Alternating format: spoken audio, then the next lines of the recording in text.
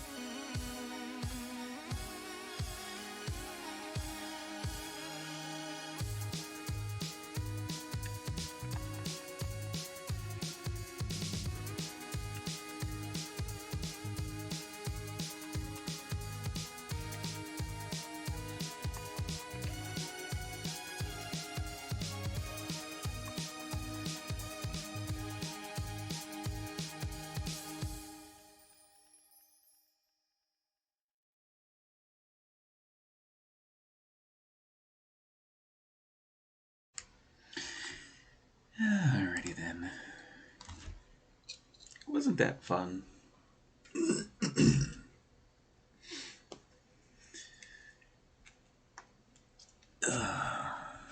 Switch that over. Okay.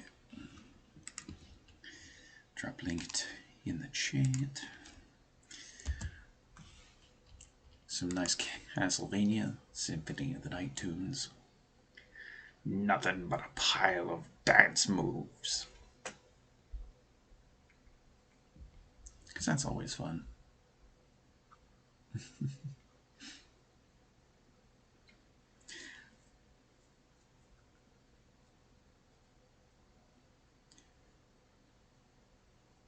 Zane was talking last night in their stream about Alucard.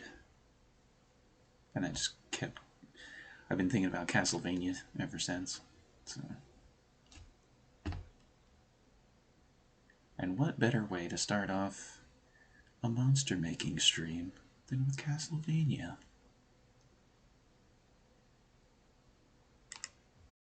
So yeah. I can close those two things. Definitely need to get back to where I was. Drumming skill or just in general? Because I know you said you were still feeling a little rough yesterday when you wrapped up stream. Also, thank you for the 13 months, Mr. Keith. I appreciate you.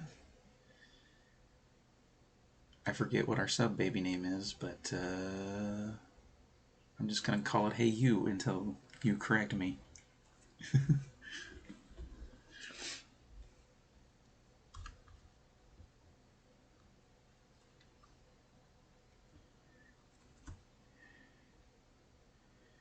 Well, both.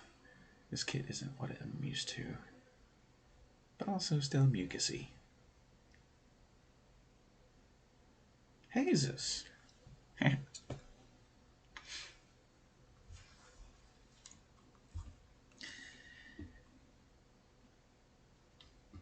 Alrighty, where is what I was working with? Nope, that's Discord. Yep, there we go.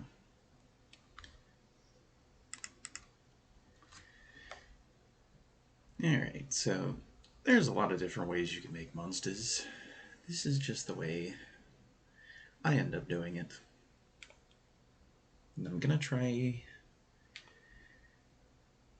and make it make sense.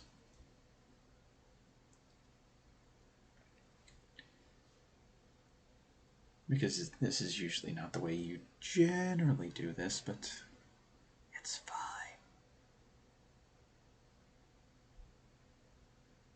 What is... oh. I'm gonna say what was on my hand.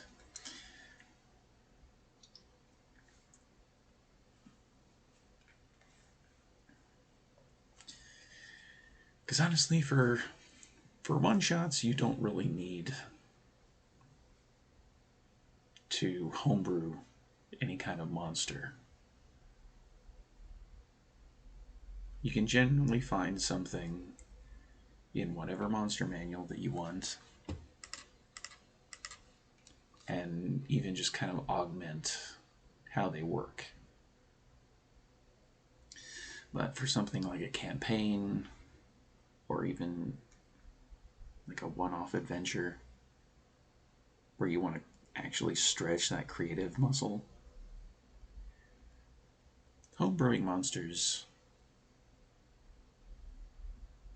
can always scratch that itch. Giggity.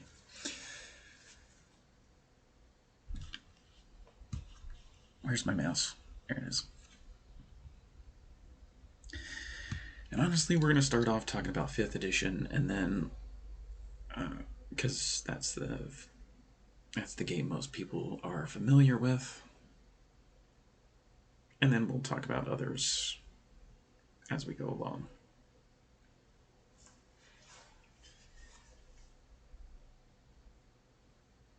And I have an idea for brand new creature. I have not even done any kind of work to actually put this together. But I thought of it probably about an hour ago. That's how fresh this idea is, and I'm going to try and make it as concise as possible and try to make it make sense. But like I mentioned, for one-shots you can always take an existing creature and kind of monkey around with a couple of elements of it and be just fine. And that's kind of what I have in mind here. Gonna start small, but you can apply this to pretty much any kind of creature you want to make. And as far as 5th edition is concerned, this is basically everything that usually comes in a stat block.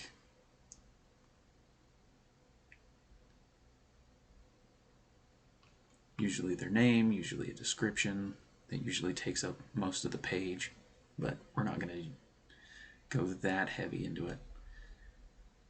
Hit points, speed, armor class, their typing, because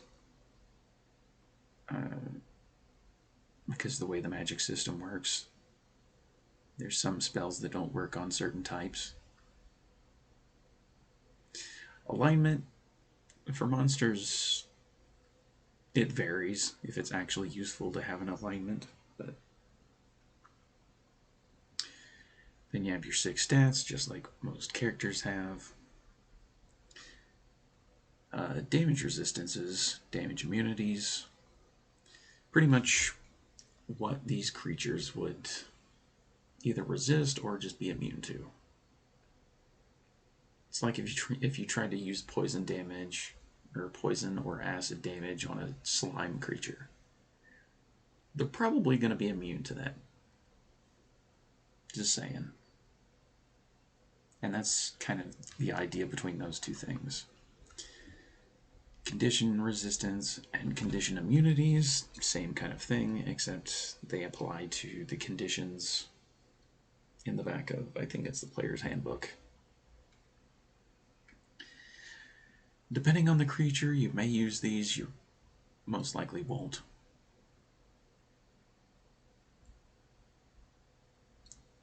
But again, if you were like trying to inflict the poisoned condition on a slime or an ooze, it's probably immune. Saving throws, just like the players, just like player characters, saving throws, monsters have them too.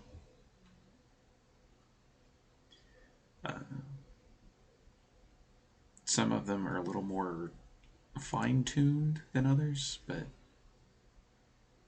it's fine.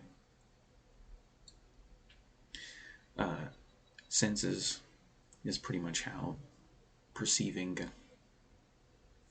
essentially how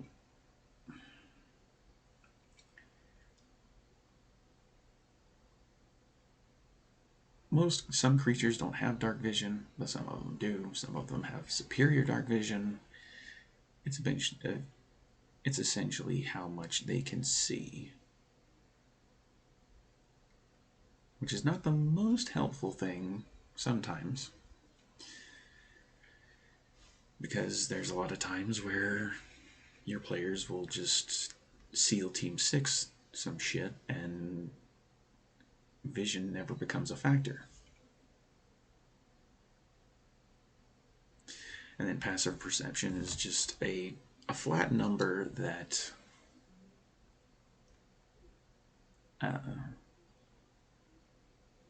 allows them to essentially sense the players in one way or another.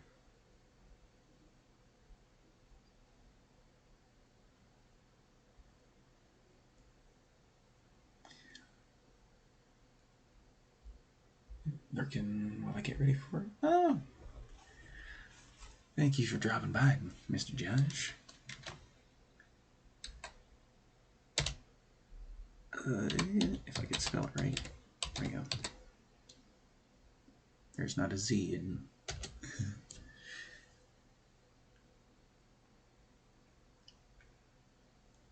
Hope you have a good Wednesday, my friend.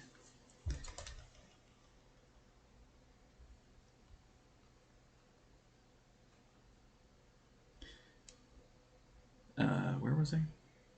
Oh yeah, passive perception is just a flat number. And we can go more into that a little bit later, but essentially it's just a flat number that if your players are rolling very crappily on stealth, then this basically comes into play.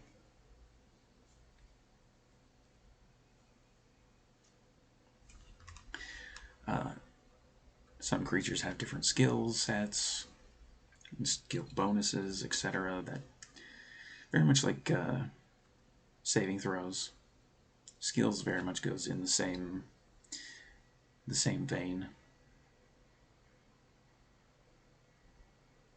The players have them, the monsters can have them too. And they can range and they can vary and all kinds of things. And then one thing that's usually pretty useless is the idea of language. For me, I utilize languages quite a bit. But for most tabletop games, language really doesn't play that much of a factor unless the DM actually makes it one.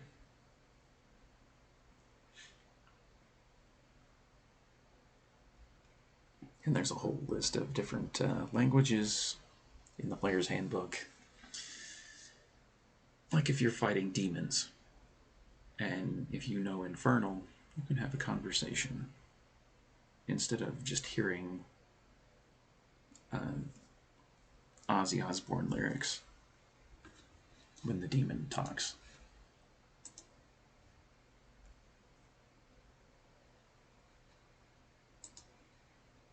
Why did that flicker?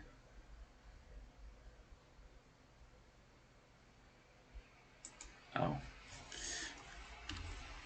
And then with 5th edition, most things are broken down into actions and legendary actions. And there's some passive things that happen, but you can always, as far as stat blocks, there's some things that are passive, there's some things that are activatable. Actually, you know what, I'm just gonna...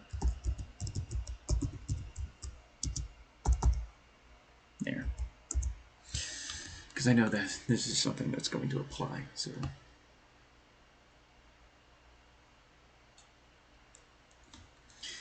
Alright, so back up here at the top. You don't, for one-shots, you don't really need story for your creatures, but if you have one, all the better. Because it does help with immersion. For some players, they love that immersion of learning this little tidbit about a creature.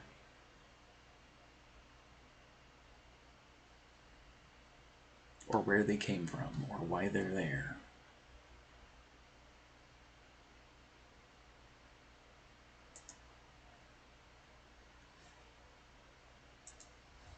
And sometimes, like I said, sometimes players are going to love that stuff, and then sometimes players aren't going to care. They're just going to want to kick in the door, kill shit, walk away with loot.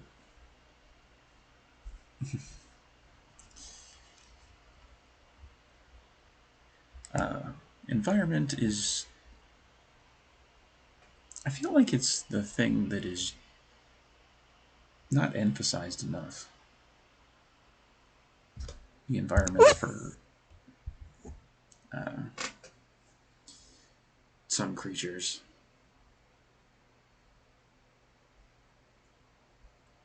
And then inspirations is, you know, what inspired this whole creature? But for an example of story, because I said I was going to talk about it yesterday.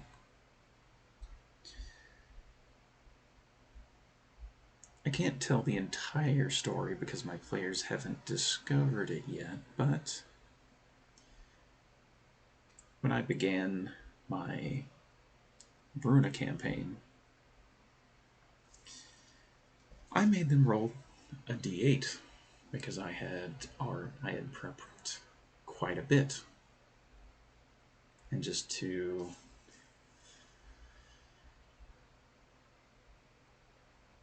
give myself kind of an improv challenge, and also let them kind of control their fate, essentially. They rolled d8s,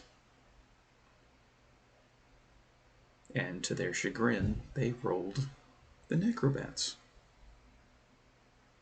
And I believe it was Cord that actually rolled the number that...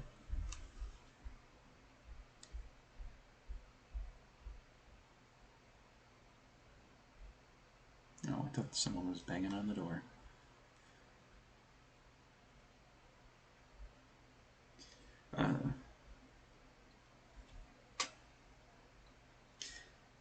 I believe it was Cord that rolled the quote-winning roll and unleashed the necrobats on them. And necrobats are a homebrewed creature that I created. Like I said, there's still the story that they have yet to discover, but they just might. But there is a story behind the necrobats. The environment idea was, and I didn't think about this until right before the sanctuary, I believe, was that the first time they engaged these necrobats were in these mining tunnels.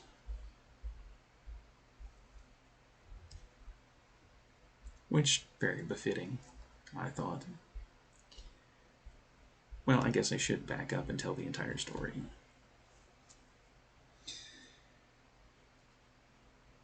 Well, what I can of it, anyway. Essentially, they were sitting at Dalentarth's overlook. He had made his bargain with them. And before he could finish his speech, essentially, 4 large shadows burst... What? Can I hear that? 4 large shadows burst up out of the Forge lands and basically bombarded straight into the town of Aden, causing all manner of mayhem. And then when the words, I just started and I'm already tripping on words.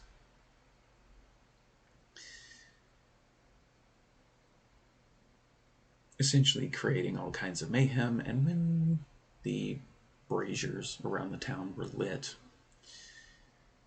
necrobats don't like light. So they basically rampaged through the town and into the mining tunnels to get away from the lights.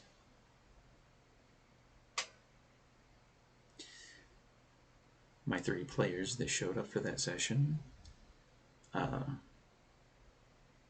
basically tracked them down, helped a little bit in the town as they were going. But eventually they got to the mining tunnels. And the first one that they encountered was a smaller one. About the size of a dog, a large dog, essentially. And the way I framed the entire encounter was there were 4 of them.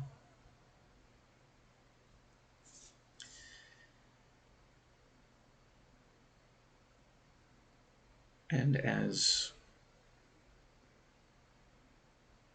the intention with the first one was to see how the players would react. or how they would approach the situation.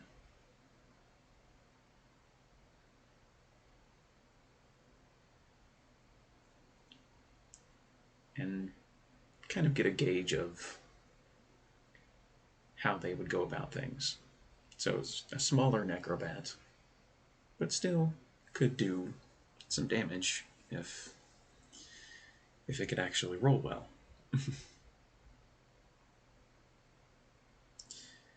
But when you have a giant war cleric Goliath with a high armor class, it's a little harder to deal damage.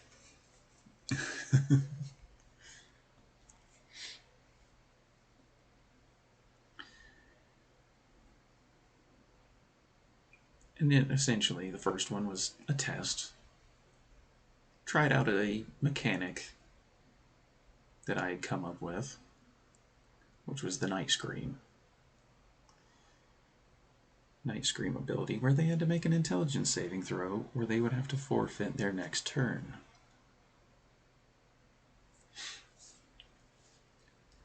I created this mechanic just to monkey around with the action economy of 5th edition. And I know there's a lot of people out there that hate that term, action economy, but it's the best way to describe it. And honestly, until somebody comes up with a better term, I'm going to keep using it.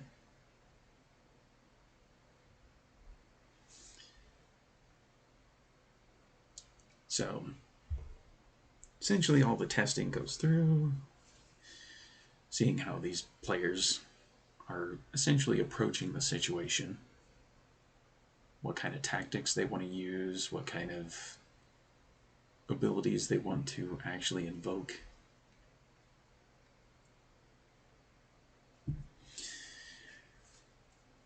And then even just the element of exploring as they are moving through, because one of the mechanics for that first necrobat encounter were there were civilians hiding in the actual mines.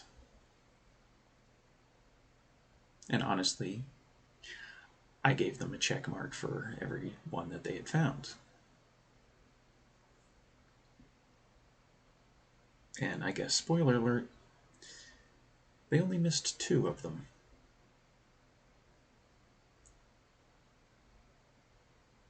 Which is fine. They survived.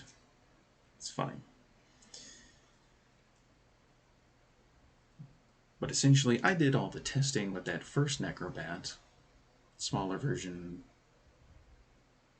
all the same mechanics, but just smaller, lower hit points. The armor class really didn't change that much. It was just a couple of numbers here and there. But eventually they got into what is the main chamber of the mines and fought a much larger version of a necrobat.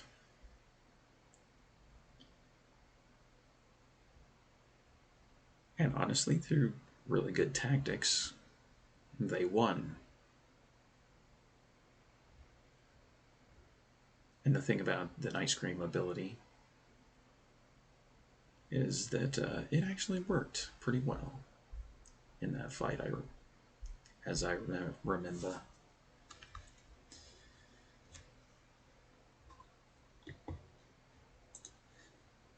And again, it was a delay of turn mechanic.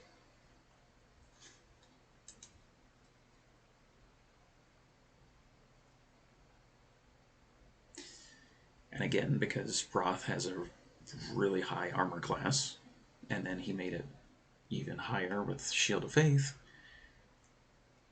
large necrobat really couldn't capitalize on it. But that's up to the rolls and up to the flow of the game.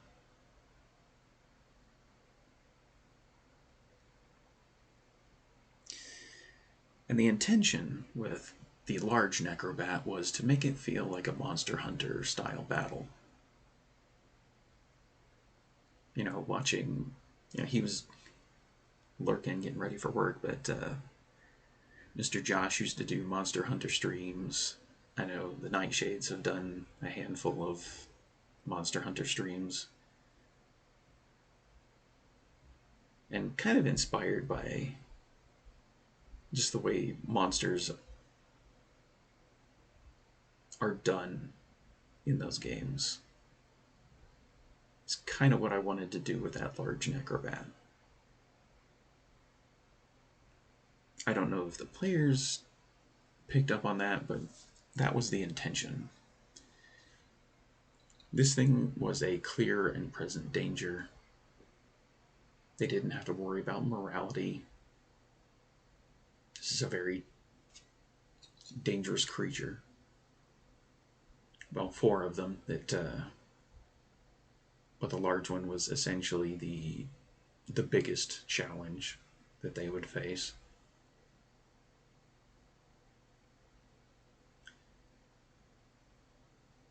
And they won.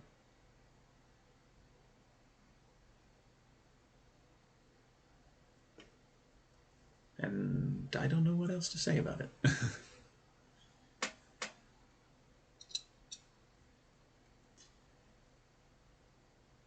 And then later on, when they recovered, took a rest, and then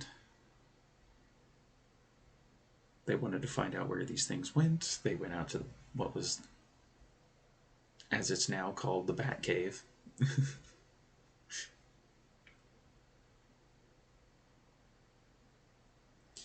And they fought 3 more of them.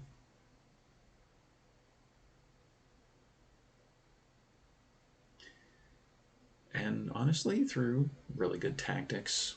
And they were fighting multiples at once, whereas in the mines, they were fighting them one by one. In the Batcave, they were fighting multiples at a time. But because initiative and the way initiative works, and through, again, really good tactics, and I believe I had 4 players for that one that were able to play.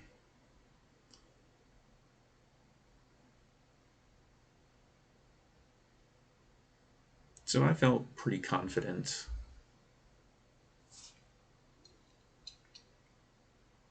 Let's see, there was 1 smaller and 2 larger in the Batcave, if I remember right. It's only been a couple of months since that happened, so my memory's not that good. And there's a file somewhere on this laptop that has all the damage numbers and all the...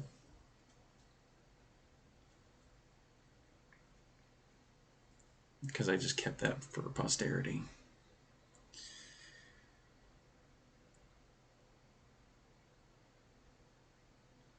And then when they made their way to the sanctuary is where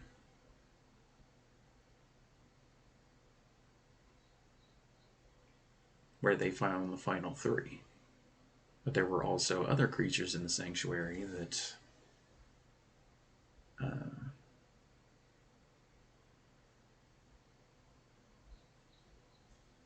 are still a mystery to them, at least. But eventually they found themselves into a chamber with 3 more, the last 3.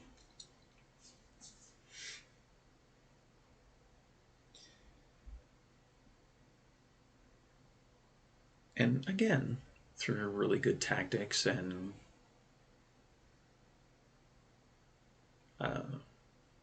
really good rolls, they were able to basically... I made the comment earlier about SEAL Team 6ing the encounter.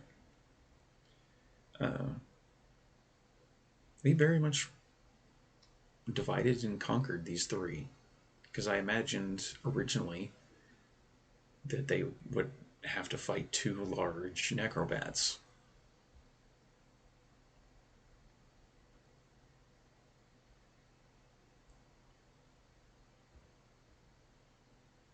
But they killed one of them really quickly with basically surprise attacks. And then while one was facing off basically with Roth, comrade had done his Mistwalker smoke bomb trick and keeping the other one distracted. He was a distraction. Until he fell out of the smoke bomb onto the floor.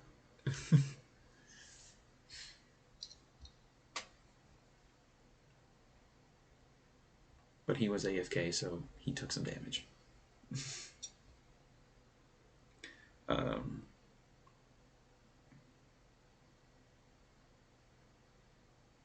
But yeah, the original intention was them to fight both of them at the same time, and that's something you can never equate for is the dice rolls, which is part of why I love creating stuff and then having them try and figure out how they want to do things. As they say on a very famous show, how do you want to do this? Is very much a catchphrase.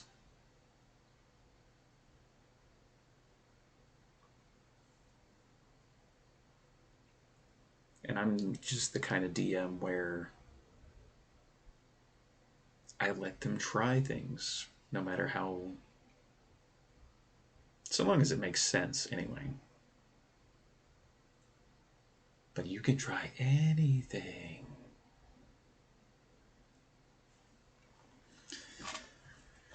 So now that I've told that story, I can actually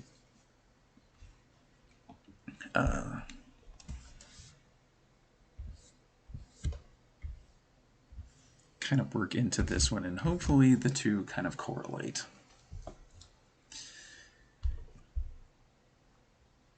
So essentially what I'm going to be making here, I'm going to go down here.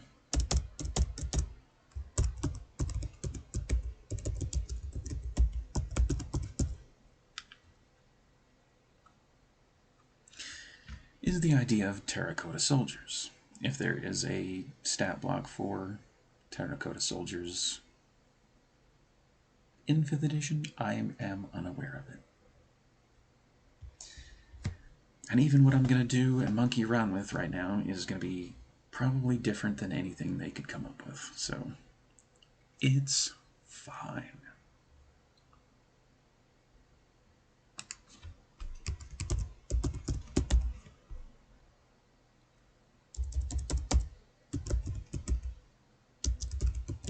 I always spell feudal wrong.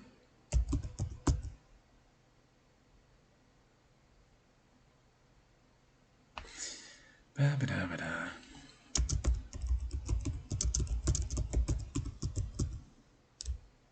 Actually, no, they're up in the temple. I changed that.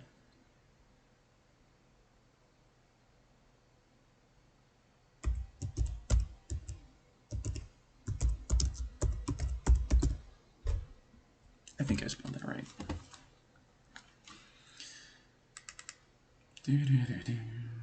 Google.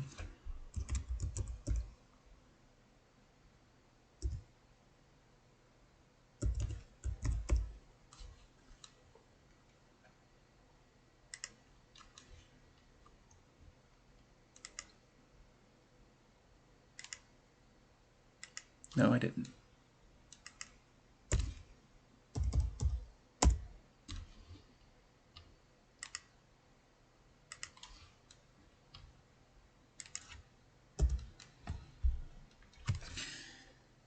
And I'm basically creating this creature.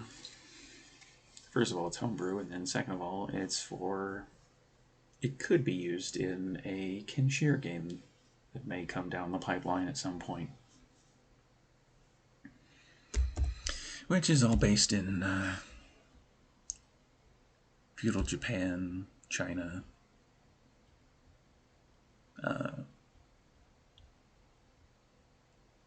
Taiwanese folklore. There's a lot of Buddhism. I always trip on that word.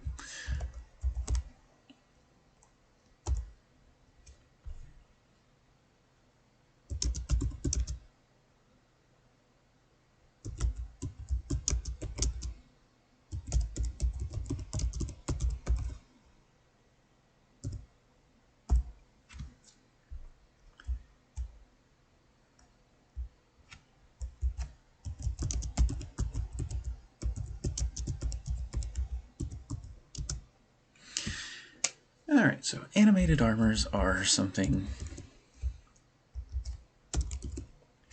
in 5th edition. If you want to Google it, be my guest.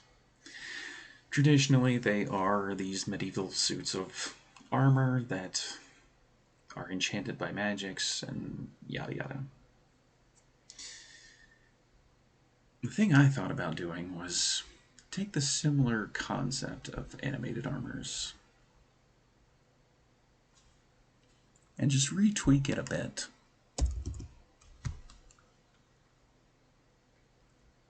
And throw a feudal Japanese theme on top of it.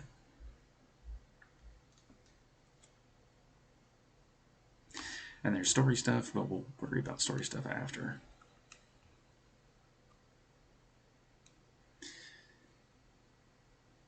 And the idea behind terracotta in general is very much they were clay and stone soldiers that normally look like ordinary statues, but what if they came to life? Dun dun dun.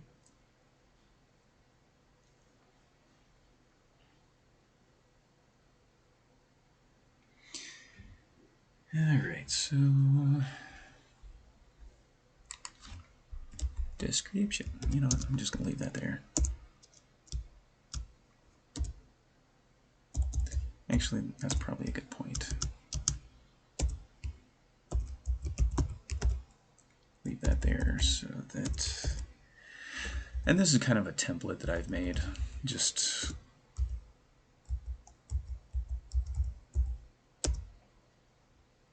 And I can share this template later, if people are so inclined.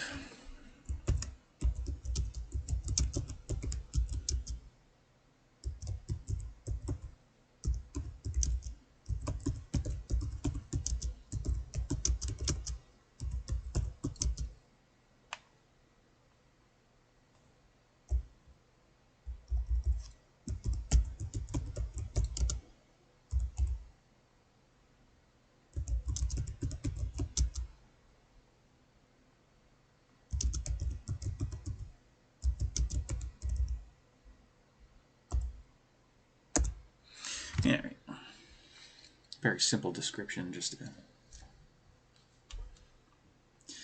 stat-wise, there's a little bit that I'm going to monkey around with here. Using the animated armor as a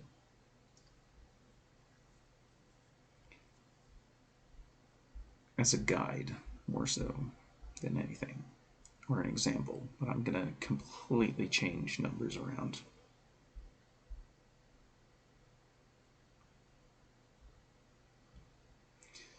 Uh, 33 hit points. You know what, let's make it an even 40.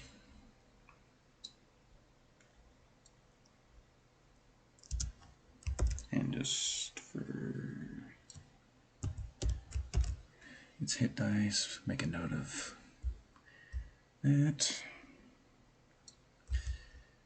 Speed and 25 feet, that pretty much works as well.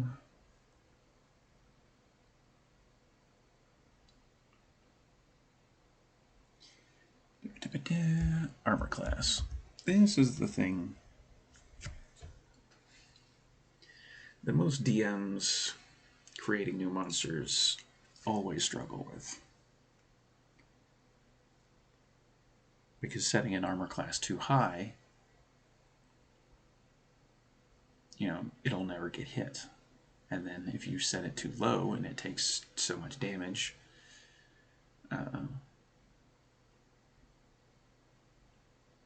which the thing is with armor class, for the idea here, you know, terracotta soldiers, plural, we can set the armor class lower, not too much lower, but lower than 18. And then we can throw multiples, whereas this animated armor with an 18 armor class is going to be harder to hit, so you can't throw as many of them at the party.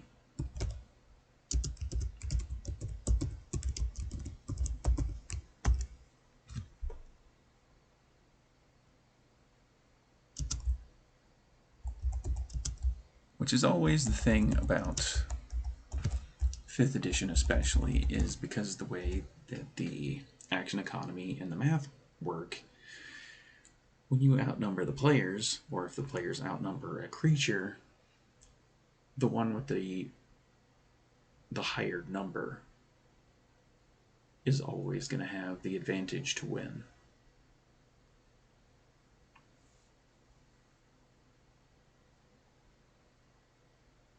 And even going back to the Necrobat example, that's why I made Night Scream the way I did. So that I could monkey around and not like kill characters, but to hinder characters.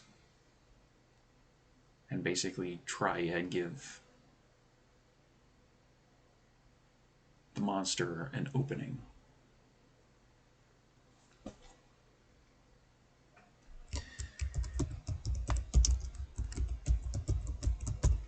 Medium construct creature. Alignment. Unaligned, that pretty much works.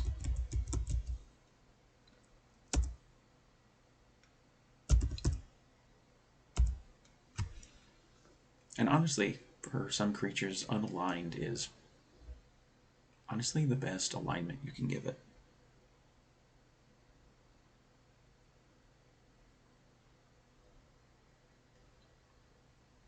And even if you're unsure, unaligned is kind of like a catch-all to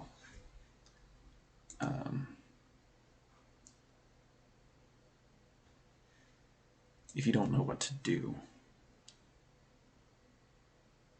Or even if they're just like a random neutral creature that has no real, doesn't care about law or evil.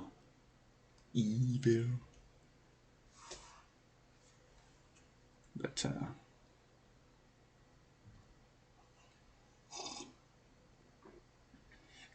for these terracotta soldiers, unaligned is actually a really good alignment for them to have, because they are just bound to their master's will.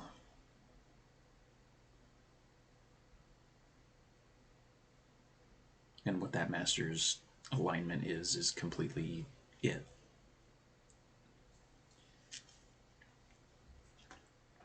Its own kind of thing. Alright, stat-wise, there's a lot of inconsistency here, so...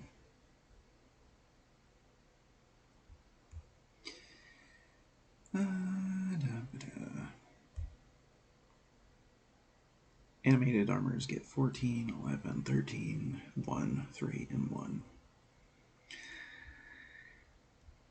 And the thing about creatures in 5th edition that I'm going to bring up is that most of them are designed to have, well, the majority of them anyway, the majority of creatures that Wizards of the Coast designed have a lower dexterity or a lower wisdom, or both.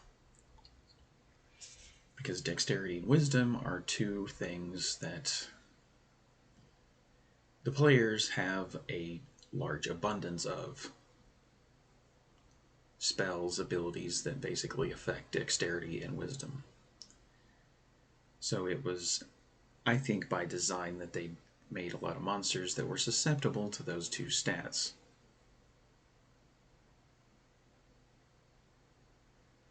And if you're looking through the monster manual,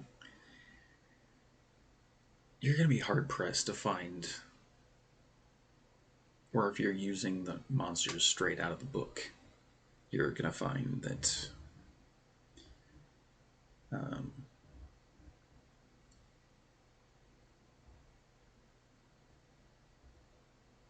that's going to be an overwhelming thread, or an overwhelming theme to a lot of creatures in the books.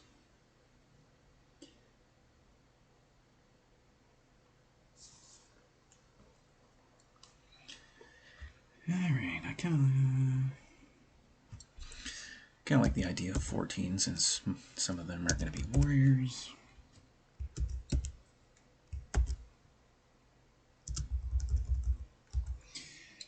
Dexterity. 11 would work. Honestly, not having a plus or a minus. Just being very... Constitution. Actually, you know what I'm going to do?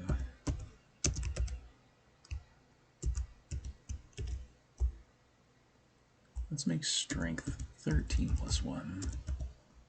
Basically just swapping out animated armor stats, swapping its con and its strength. Intelligence is 1. It has a -5. I'm not going to do that. I think that's just going to be a flat 10.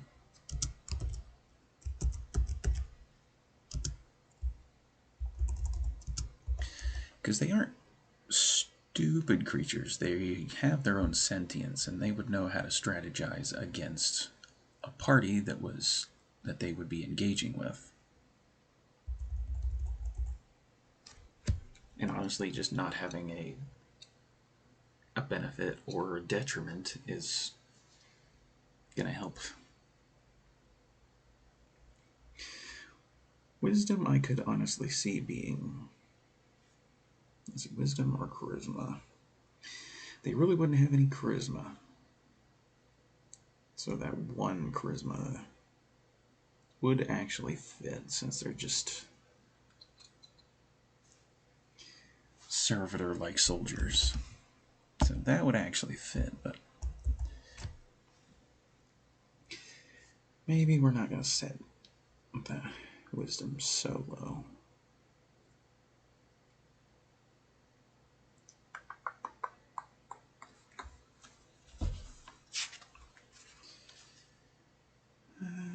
What's a good number?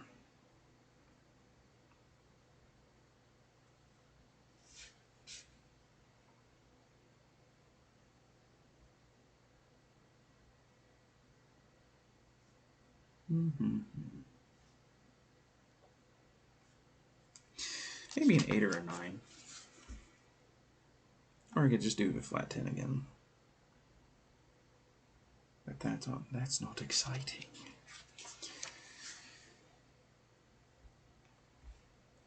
Yeah, I think an 8 wisdom would be fine. Have a slight detriment to wisdom instead of gutted wisdom.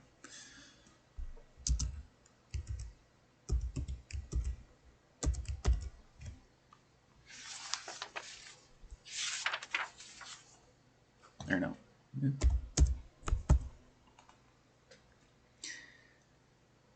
But their charisma is basically going to be a flat 1. So that is going to be the thing.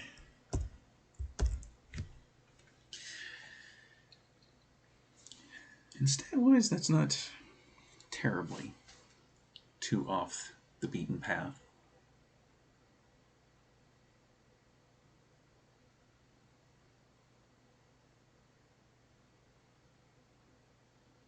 And I always design creatures with the idea of they have a strength and they have a weakness. You know, for a lot of spellcasting oriented creatures, I usually will either gut their strength, their dex, or their charisma. Depending on the spellcaster itself. If it's something like a warlock, then they kind of need charisma for their stuff to work proper, but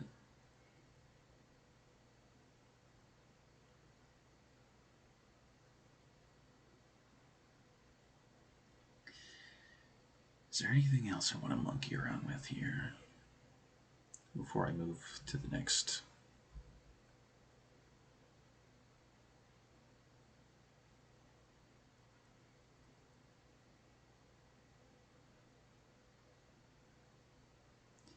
Speed.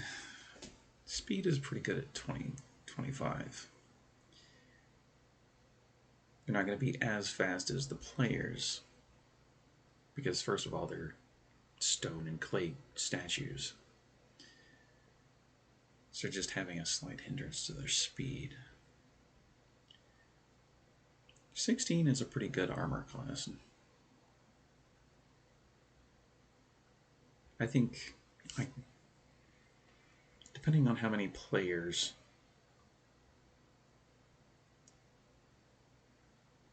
there were.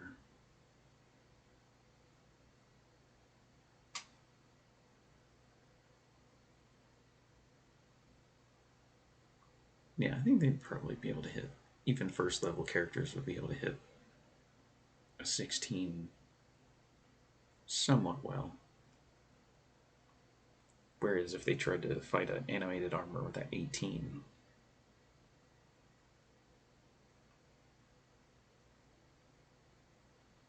that would be a little harder to do. And honestly, since I lowered the armor class, gave it more hit points than the animated armor, but I lowered the armor class.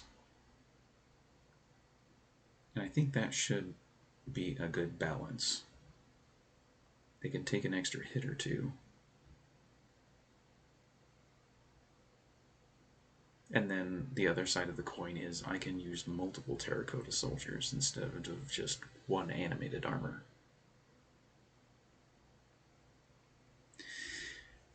Which in every art piece you've ever seen, have you ever seen a terracotta soldier all by itself? Probably not.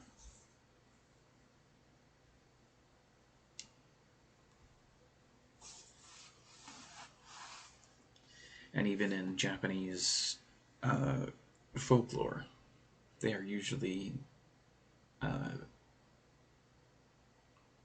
they're usually placed together in a collection. Very much like monuments or gravestones, they are very much always put together.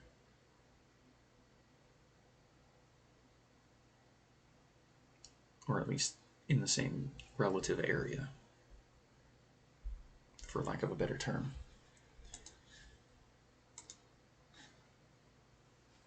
Just like Komenu statues in front of temples.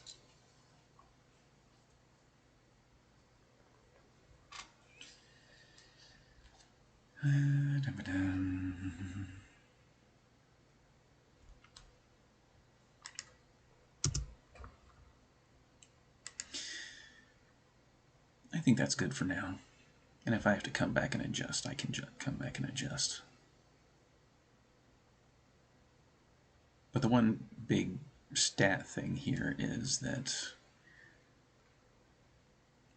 these creatures are smart and they can use tactics against the player, and that's kind of why I wanted that intelligence a little higher than completely gutted like the animated armor.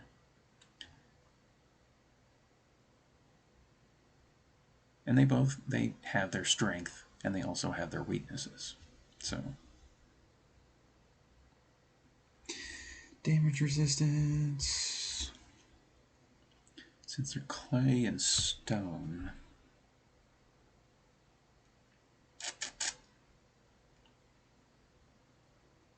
honestly normal weapons would deal intended damage.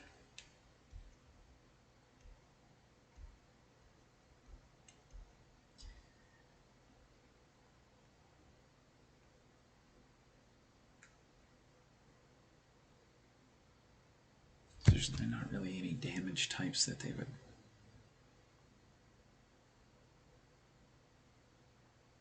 they'd be akin to resisting.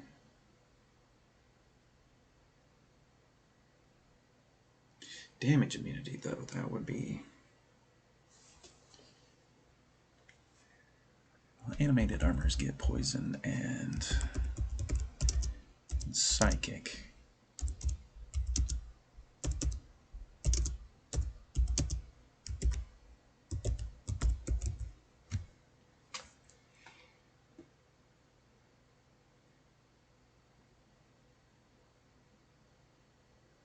And honestly, I would...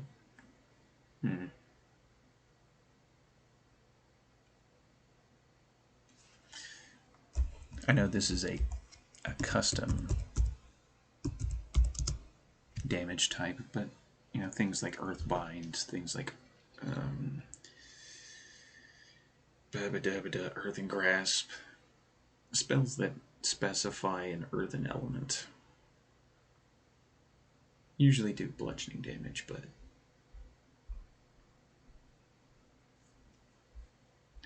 I would say that those kind of spells would not be as effective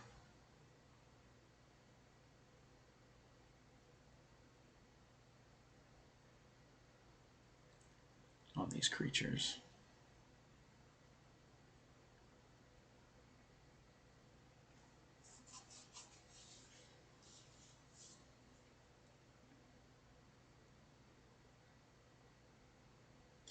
Condition resistance.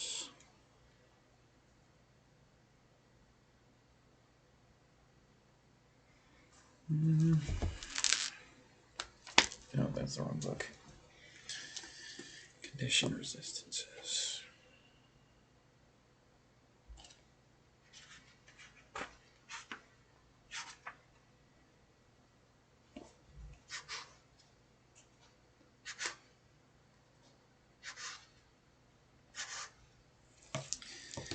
Blind, charm, deafen, frighten, grapple, incapacitated, invisible, paralyzed, petrified, poisoned, prone, restrained, stunned, or unconscious.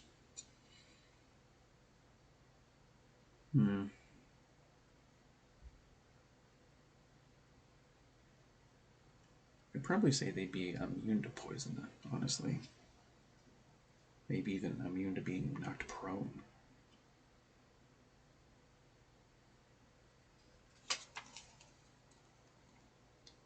And since they are stone, they can't be petrified in the stone. That wouldn't make any sense.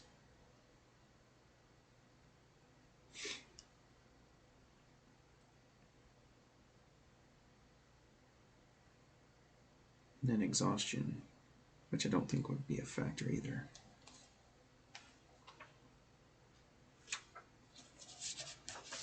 Okay. Don't have any resist. Well, can make.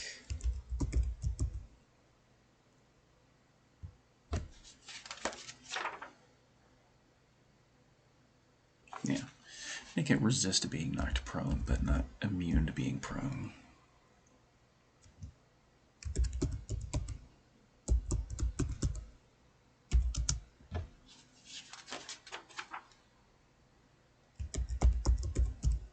It's hard to poison a rock.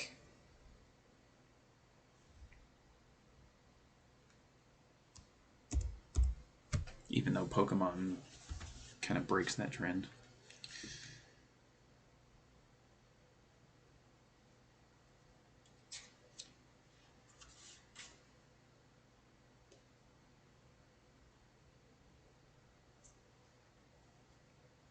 And honestly, I would say they'd be immune to frightened.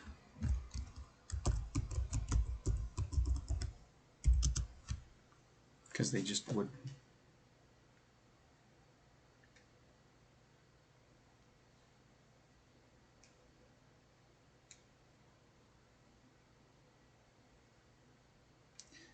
I'm not even going to worry about exhaustion, because exhaustion is just an effect that happens to everything.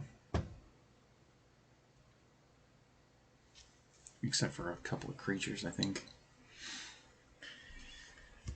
So it's resistant to being knocked prone.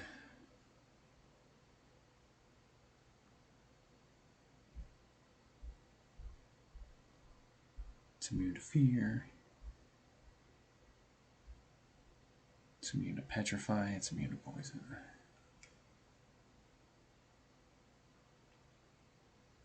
Oh, poisoned. Terminology.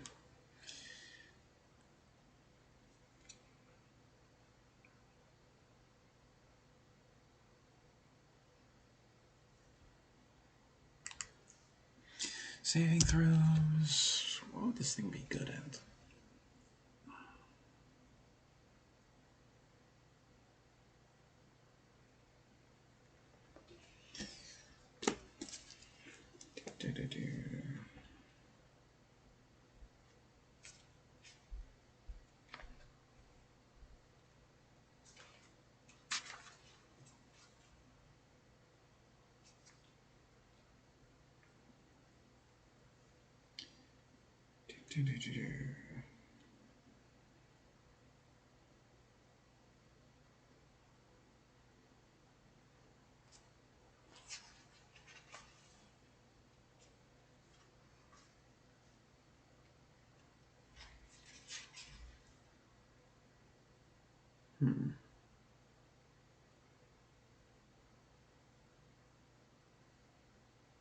Oh, and I just thought of something else.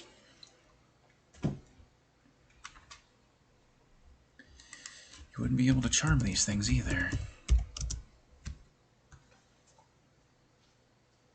They are bound to the master's will. They will not turn, they will not falter.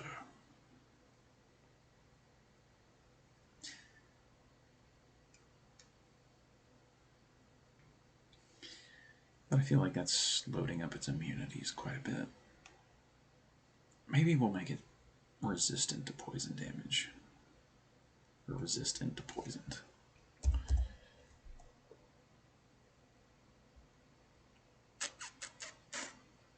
Yeah, I think we will.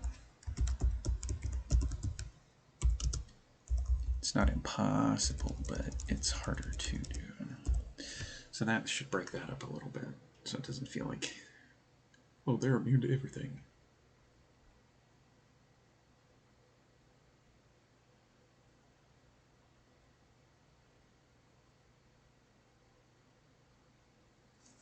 Oh yeah, saving theirs.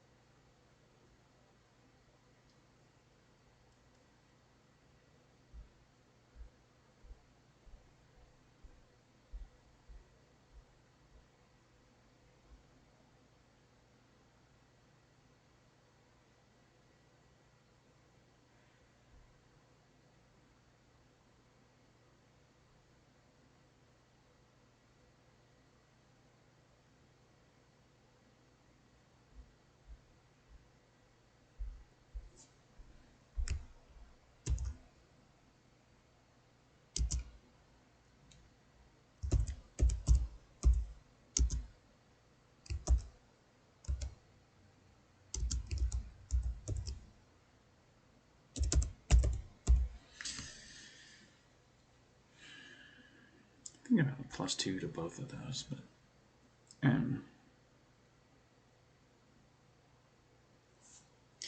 actually that would be nice. That would be alright, I guess.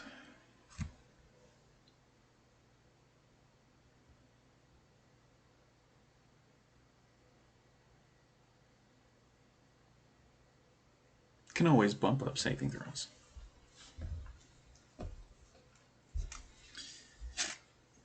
Ow.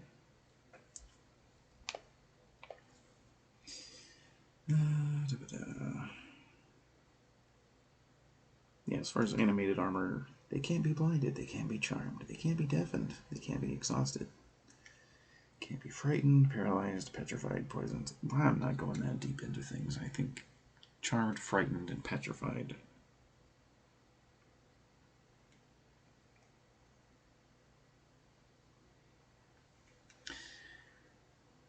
I think that would be more interesting to me.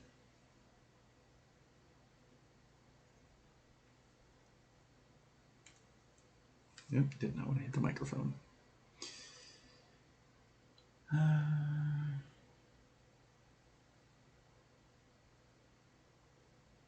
Yeah, and we'll have more mechanics to mess around with soon. Dark vision. Blind sight, 60 feet. Oh, so they don't even have dark vision.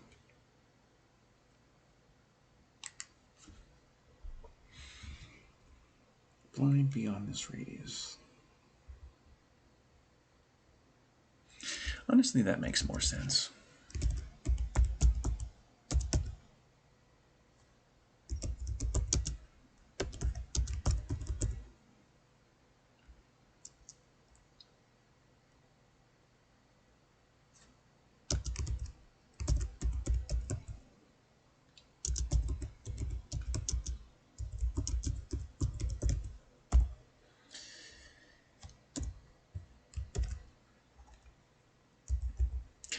idea, honestly.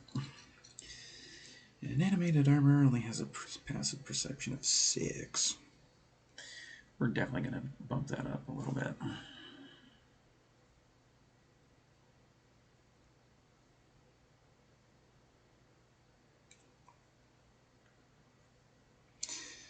Not too much, but maybe like a 10 or 11.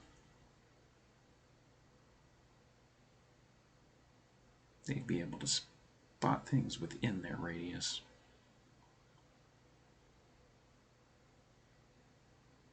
Well, within their perception radius, anyway.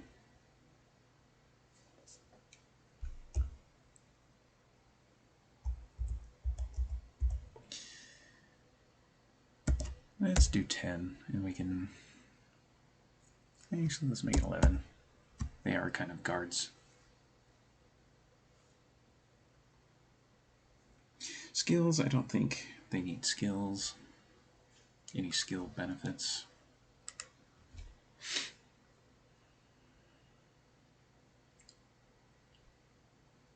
Unless it's my own custom endurance skill checks, then...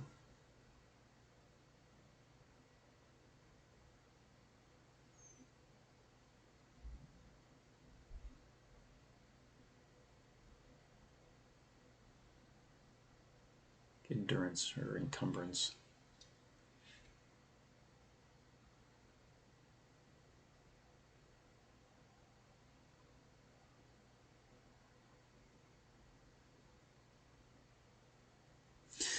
You know what? Yeah.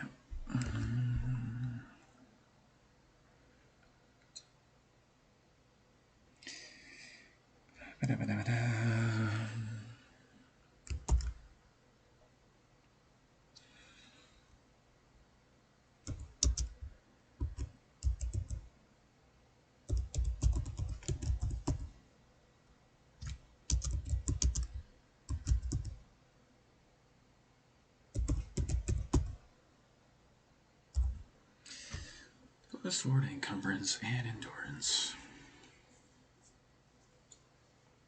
Because that's also something about Constitution that most... Honestly, most 5th edition mechanics don't even acknowledge most of the time. It's just the idea of Constitution skills. Or Constitution-based skills. Which I think I made like 4 of them. One of them is encumbrance, one of them is endurance. Whenever you take a critical hit, you have to make an endurance check to see if you actually get an injury or not.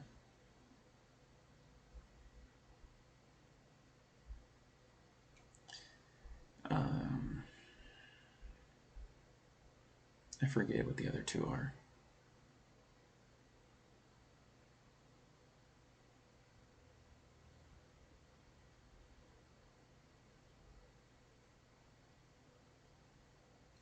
Honestly, I could just look it up. Hang on.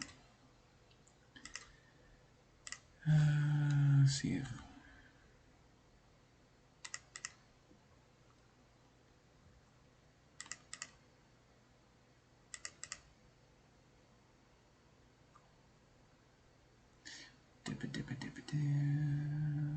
Nope, it's not in there. Is it in here?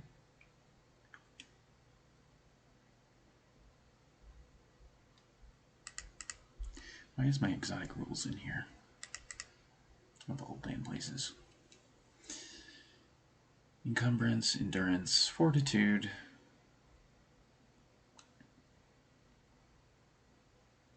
And then vitality, yeah. So fortitude is basically the idea of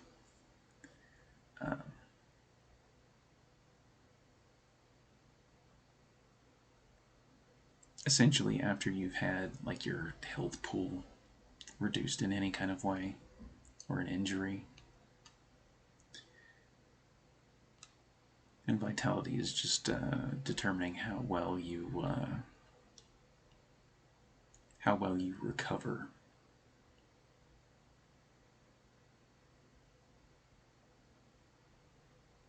very much like a healing process. If someone broke their leg, for example, or a player's character broke their leg, for example, that would affect their maximum hit points, so they'd have to make more fortitude saves if they tried to walk on that leg while it was broken. And then vitality checks are for determining their recovery.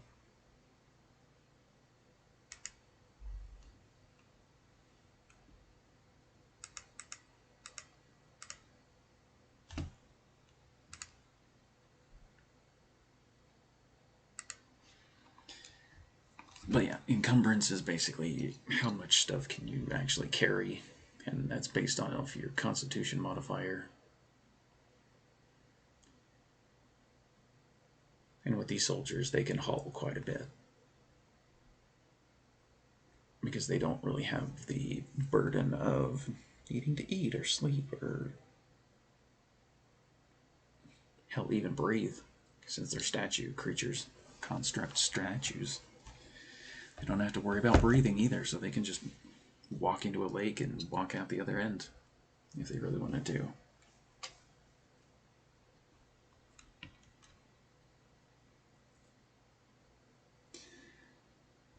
Languages. I don't think they would actually speak a language. They could, but it would all be like weird grunts and groan noises. And the thing about 5th edition especially is something I forgot to put here, is the idea of challenge rating. I don't really use the challenge rating system because it can be problematic more than helpful. So if you're looking for just a rough gauge of how difficult the creature is, CR can do that for you, but it's not something you should rely on.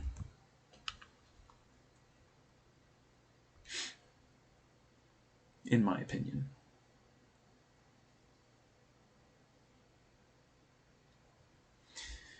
Alright, let's get down here to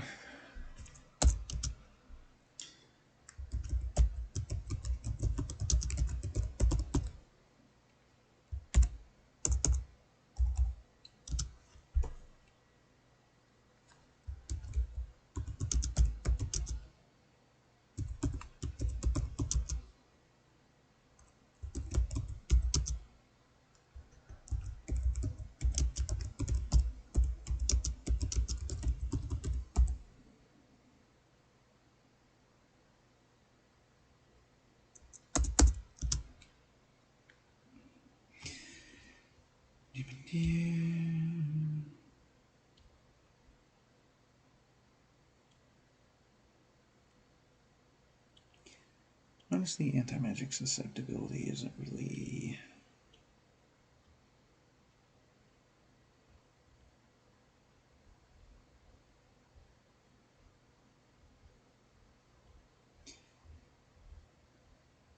and these really aren't magical creatures, they're more spiritual than your traditional magic, but they can be, I think they could be dispelled though.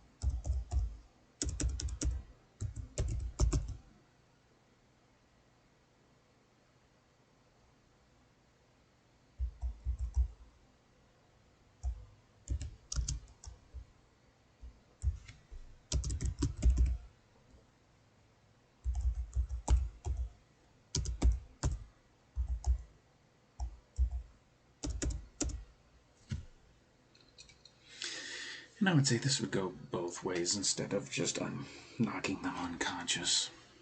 You could reactivate a terracotta soldier.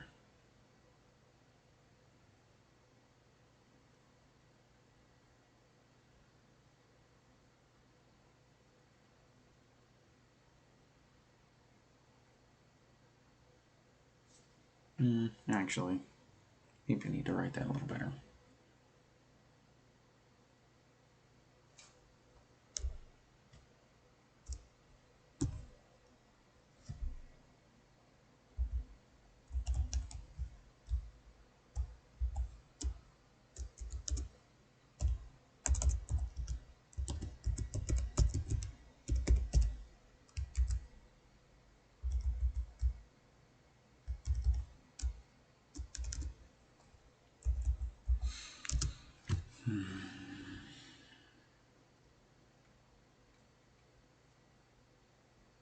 Oh, I remember that. That was a fun mechanic.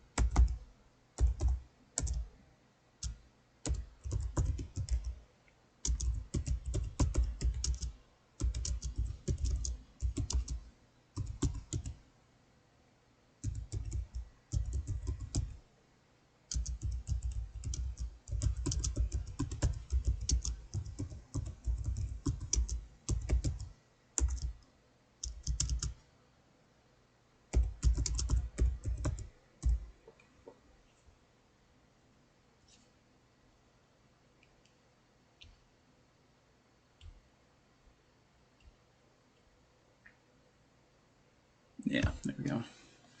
That was actually something. Ow, my wrist. That was actually an effect that I used for a technological cleric idea. The cleric would be able to always have Shocking Grasp as a cantrip, and if it cast it or used it on a construct type creature, then that creature would basically serve the cleric for a time period.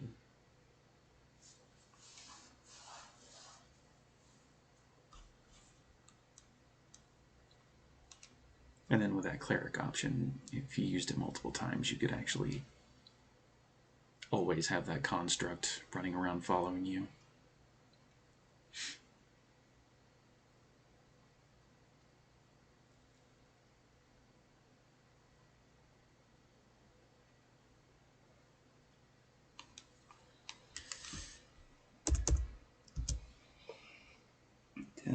Oh yeah, false appearance.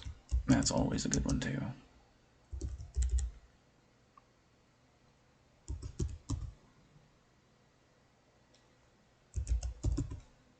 You can always set up surprise rounds with false appearance.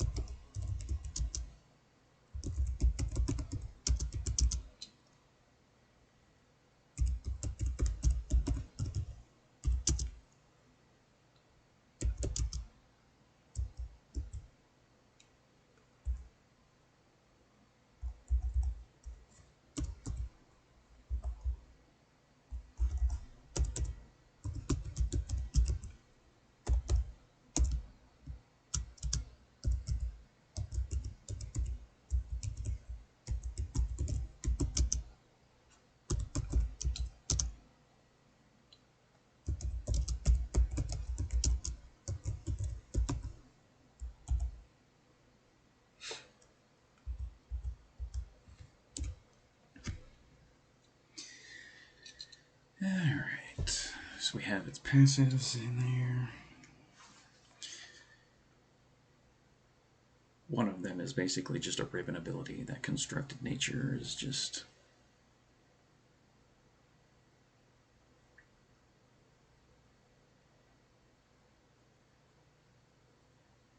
because the idea of upkeep is another thing that's not really emphasized in 5e either.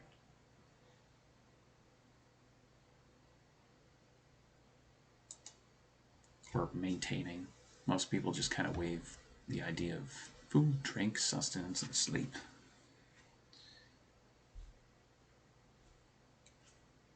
And I realize we're talking about a monster, but still.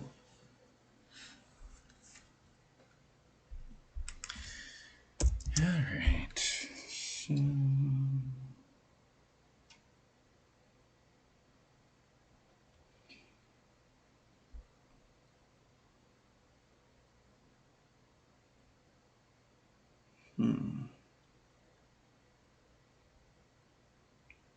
I don't know if I actually want to give this thing multi-attack, because multi-attack is also something that can break down the action economy of the game in general. Because the more actions you get, the more it basically just swings things.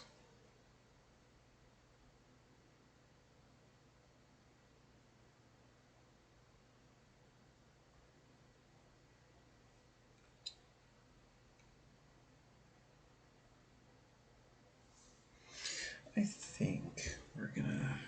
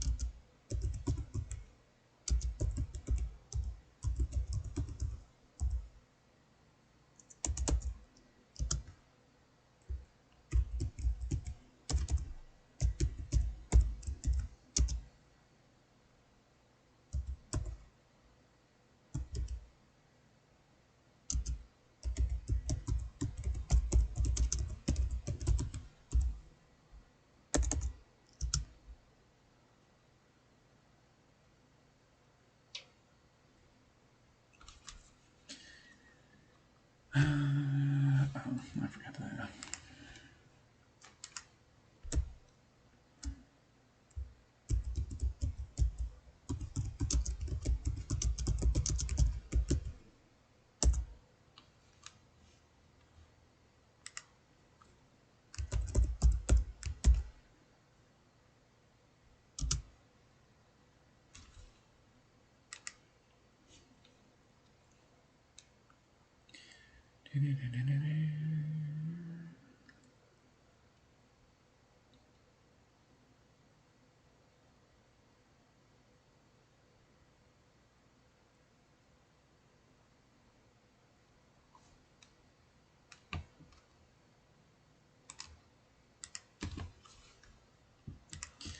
Is it short bow or long bow?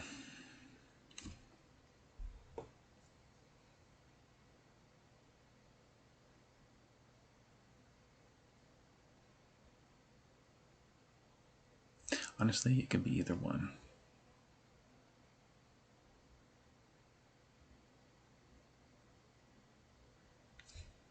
Come on.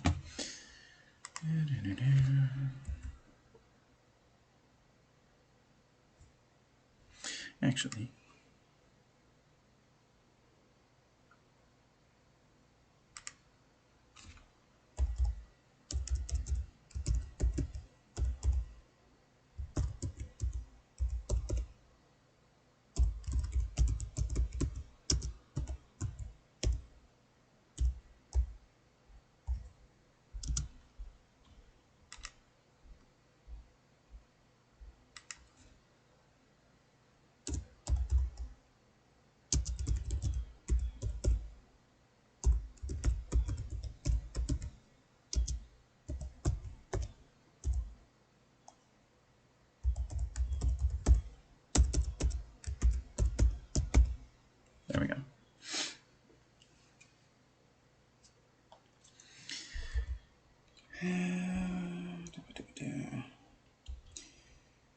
Animated armors only have multi-attack and slam. Not really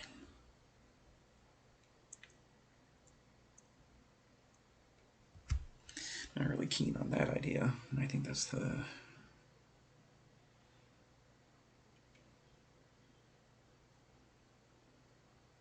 But that basically gives them enough weapon variety.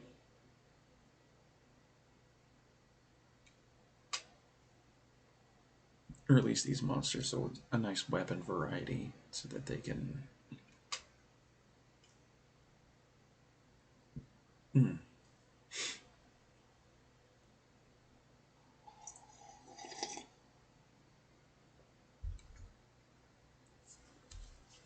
Oh, piercing damage. Derp.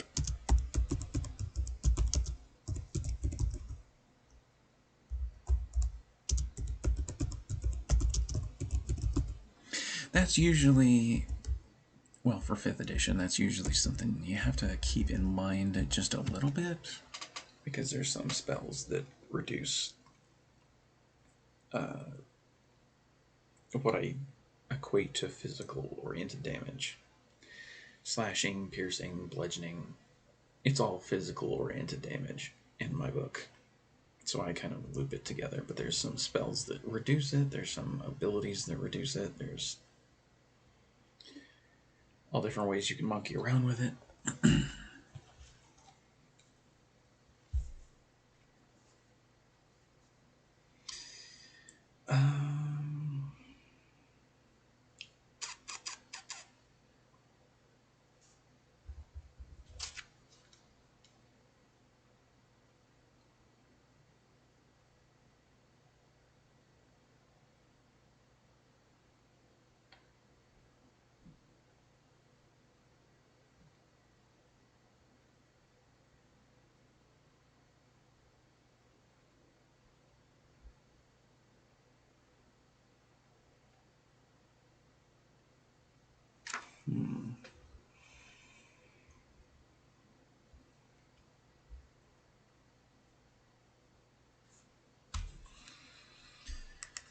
And their hit bonus, I'm just going to make it +2.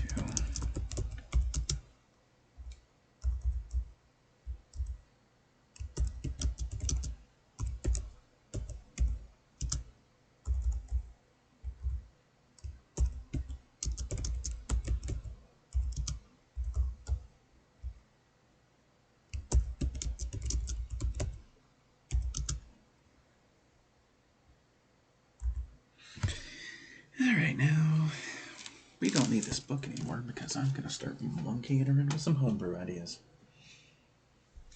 And I can put my foot back on the floor because my knee is killing me now because I had to prop that book up.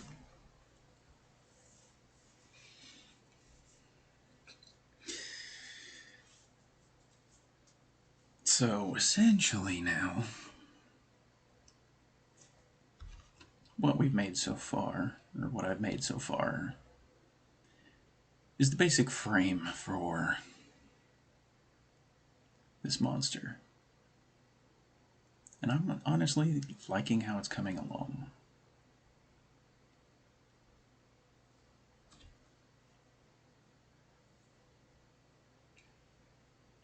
But just for fun, we're going to make some more advanced options that may only apply to certain ones. Very much like the idea of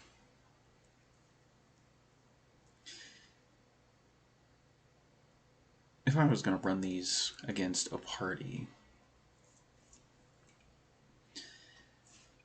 what you see so far is basically what they would have to learn how to deal with.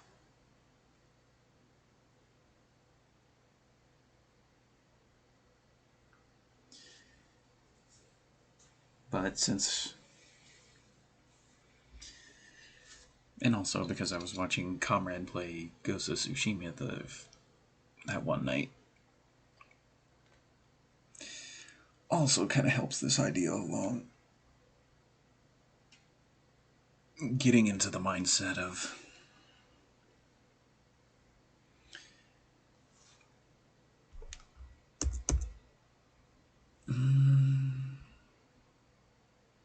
Do we want to put it in normal actions, or do we want to actually put that in legendary ones?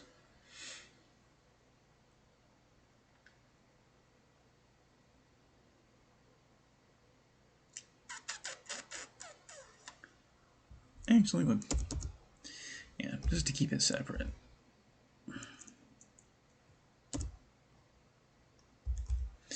We're going to go down here.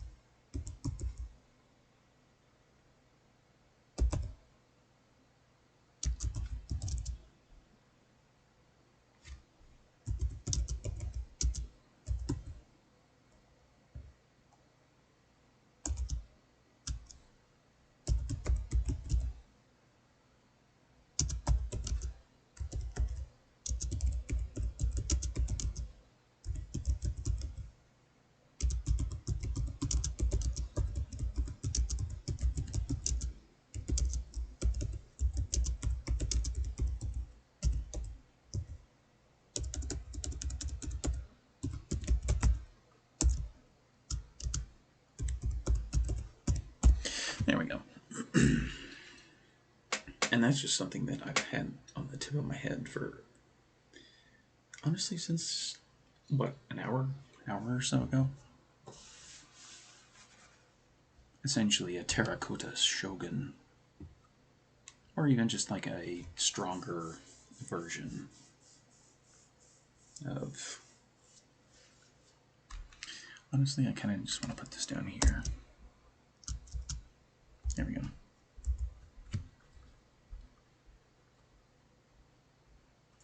That's one option that I could use.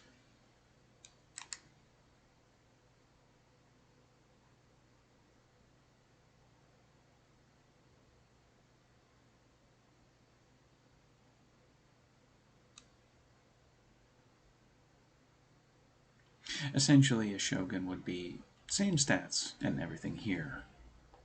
Maybe bump up one of theirs. Maybe their strength. Give them a +2 instead of a +1. There's little things you can monkey around with advanced versions of this base monster, basically.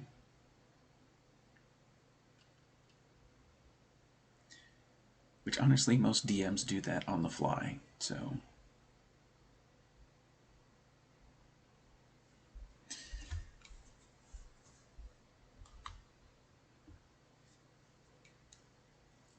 Let's see, I hit...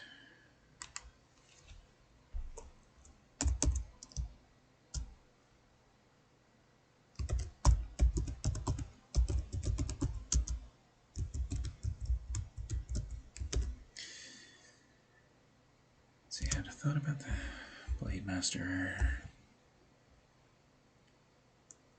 Shogun is more like the Kanabo wielder.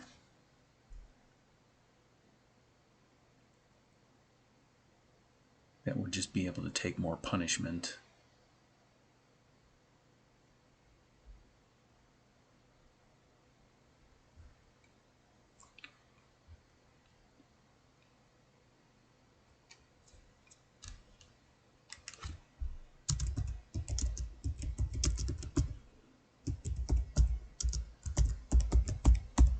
And I also want to add weapon block to that Kanabo.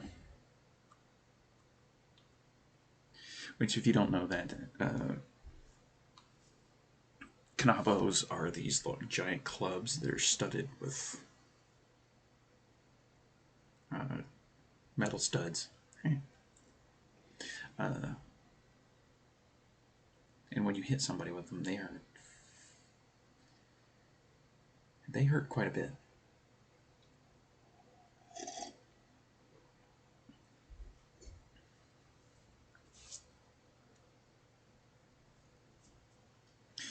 Wakizashi is basically a short sword. A katana is very much a full-sized sword. Kanabos are a large club, usually of a wood, but there's a lot of them that have these metal studs. And they usually break armor. Is usually the way they're crafted and constructed. Back in feudal Japan, that was the intention, was the studs would catch in the armor and just tear it off of somebody.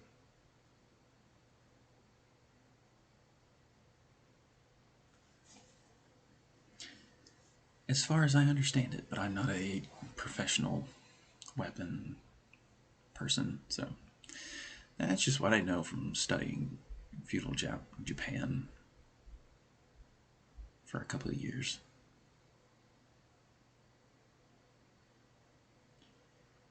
And then Kyudo. Kyudo is it's the martial art of archery.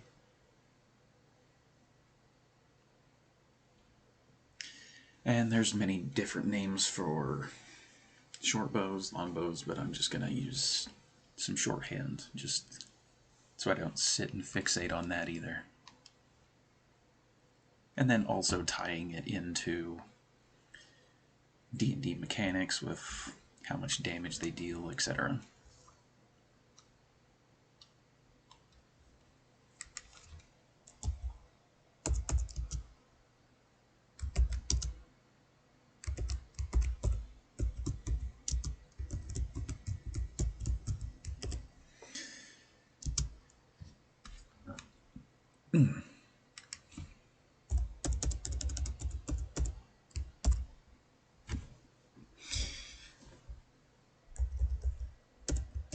Alright, so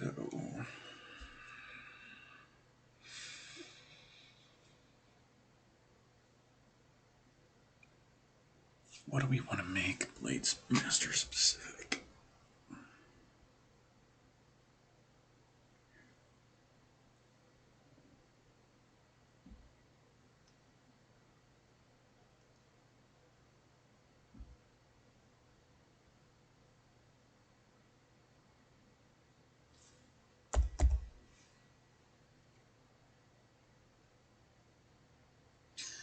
I could honestly give them enhanced crit range.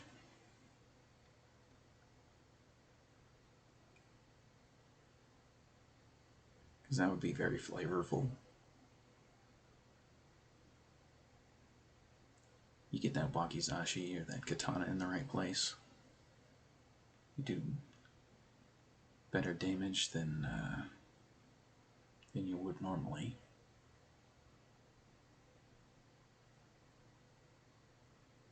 And that would very much make the players rethink their battle plan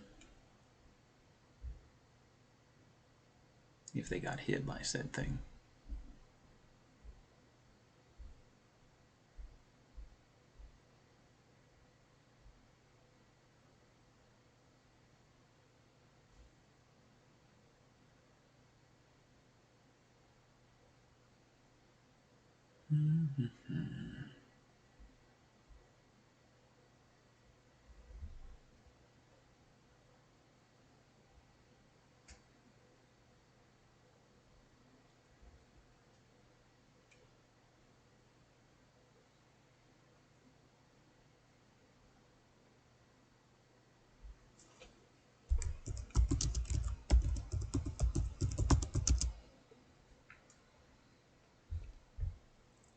How do I actually want to write this?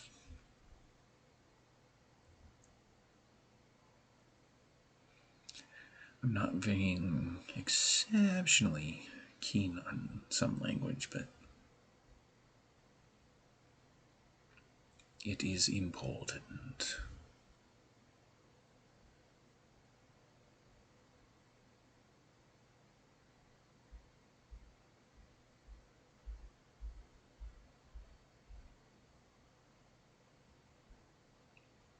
Or maybe even deflect. Deflect would also be a good...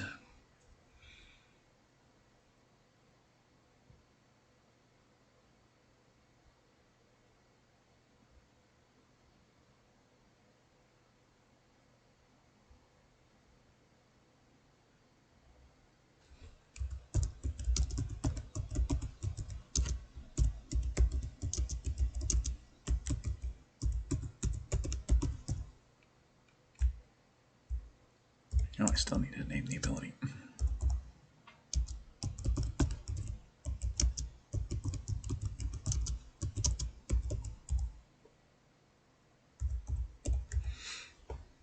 You know, I'm just going to call it deflection.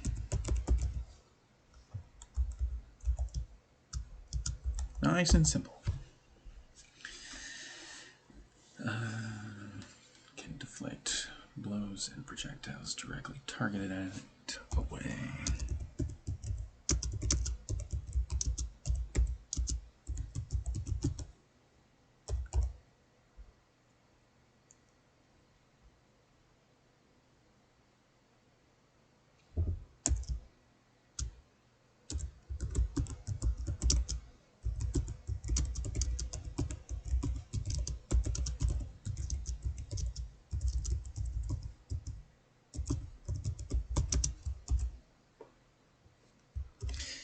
Gonna leave that note there, because that's also a fun idea.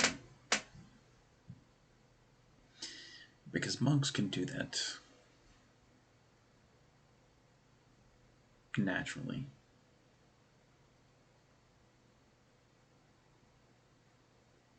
Blade Master can either just deflect it, and it has to be directly targeted. So that's the catch-all for that ability, is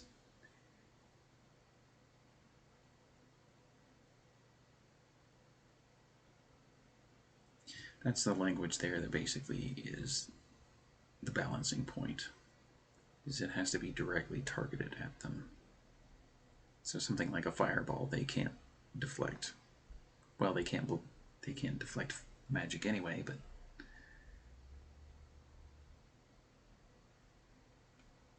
something that would encompass multiple targets and they are just in the middle of it, they wouldn't be able to deflect it.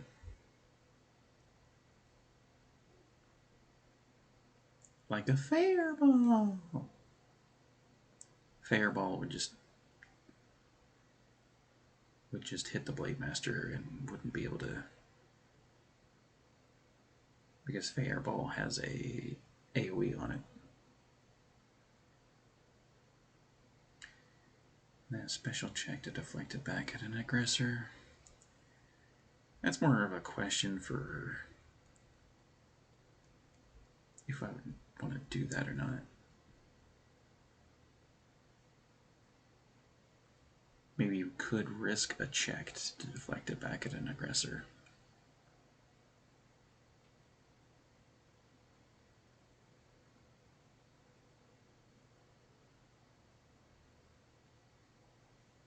Kind of like that idea, actually.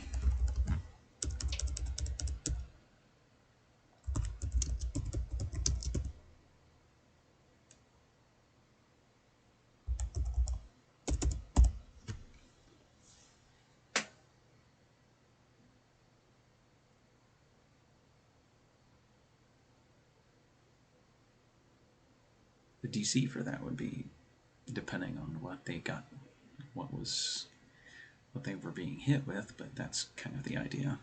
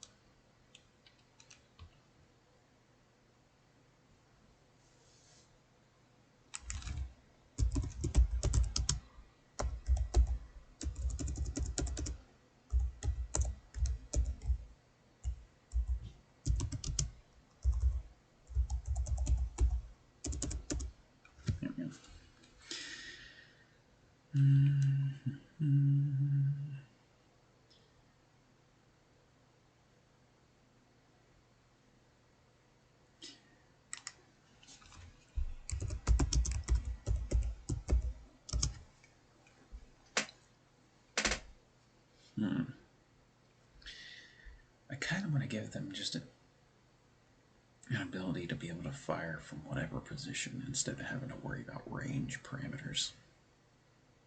Kind of like what I did with the one archer archetype,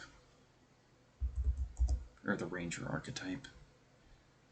But maybe I could give them enhanced crit range. Because they're not going to be able to deal as much damage.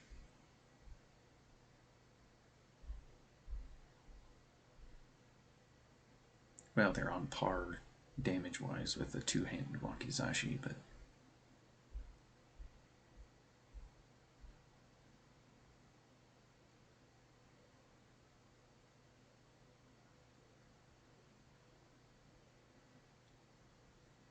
if they're using a short bow, that'll be a D6. And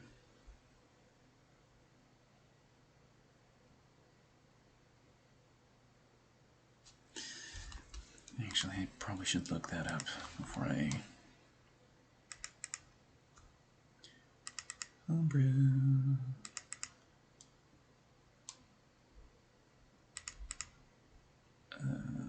Kyoto archetype. How did I write this?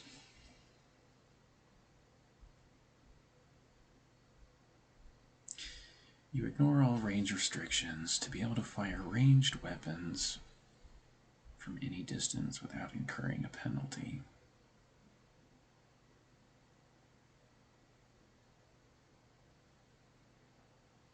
And then add the increased crit range.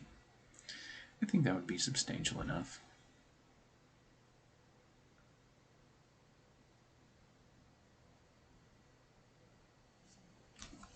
For this monster to be able to use.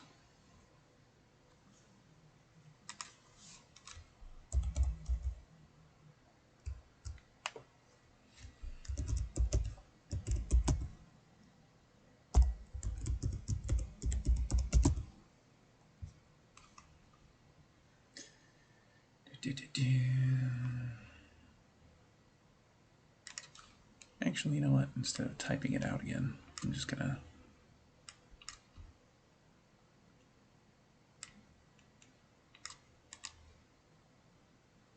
copy, close that.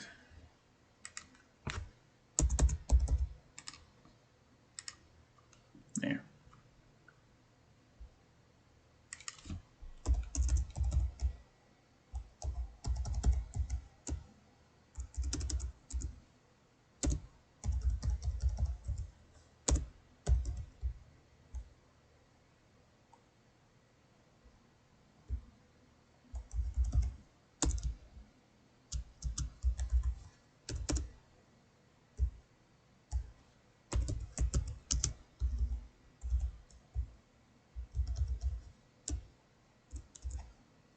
Because the thing about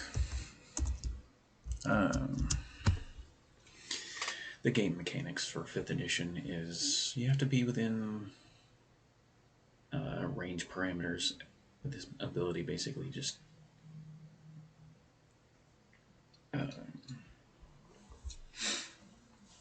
completely negates all of that, so they could just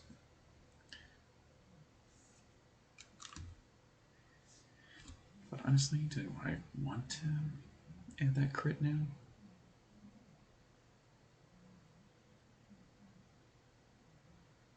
That enhanced crit range.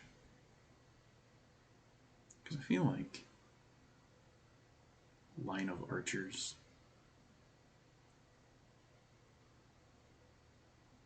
Yeah, that might be a bit much. Even if I was trying to set up something like Hero, the movie.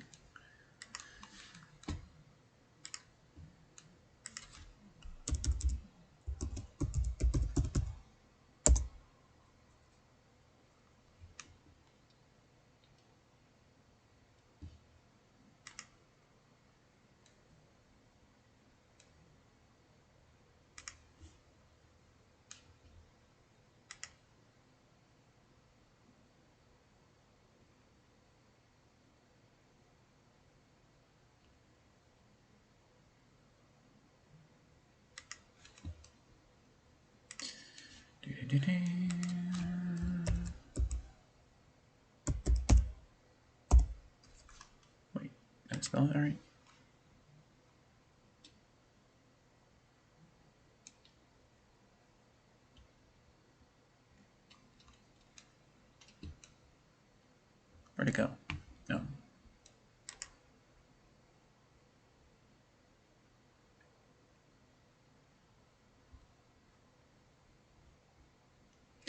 those who serve wore armor like this, called yoroi. Okay.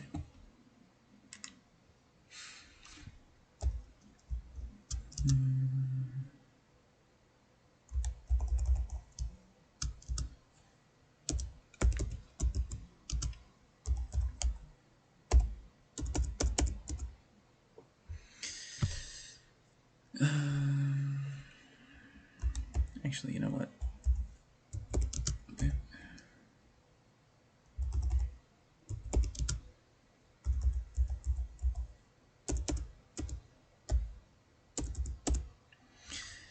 And then I need to figure out whatever number that is. Boop.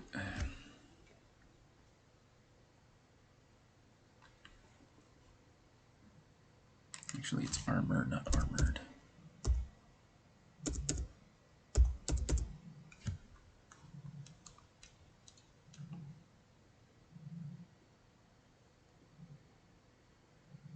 Actually, you know what? I'm gonna just fix that right back.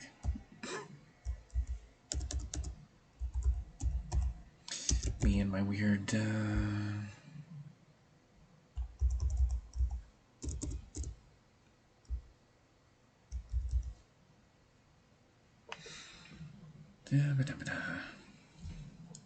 I'm going to say substantial.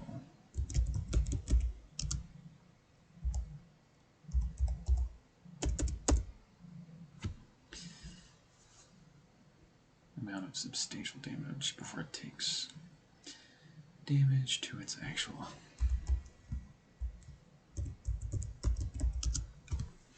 This is a mechanic that I have not ever seen in a tabletop game, but I've seen it done in a video game. Because there are, I believe it's the Dwarven enemies in the late game of Torchlight 2, where they have this armored shell, and if you don't deal enough substantial damage, they're just so much harder to kill.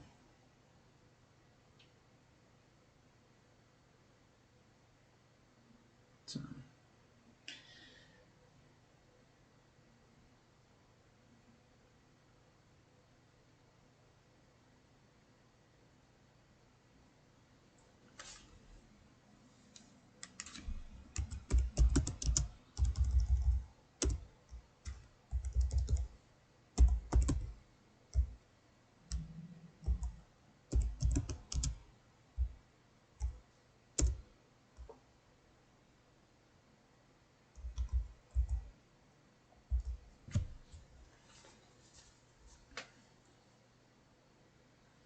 deflect one blow or one projectile directly targeted at it away to take no damage. So this is basically just mitigating damage.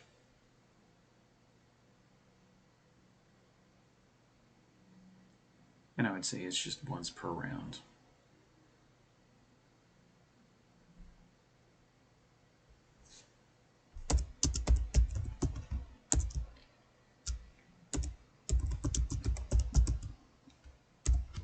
I think that's the balancing there. And it only works against weaponry and projectiles. It doesn't work on spells.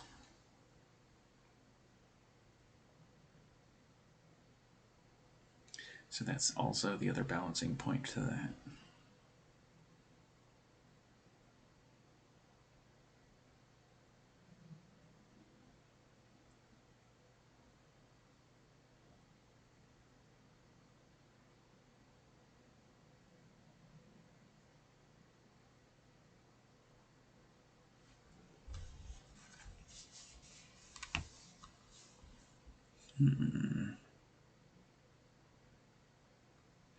Actually, that's an idea.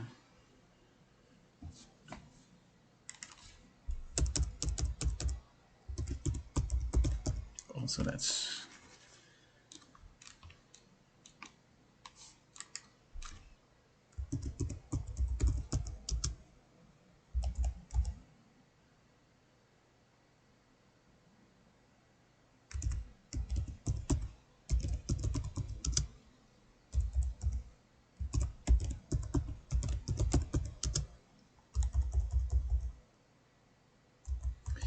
Kyoto's just fine. Okay.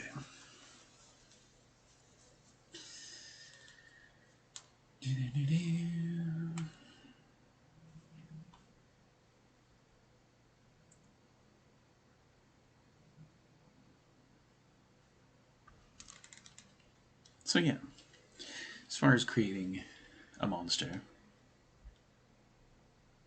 essentially this would work in my Ken Shear game.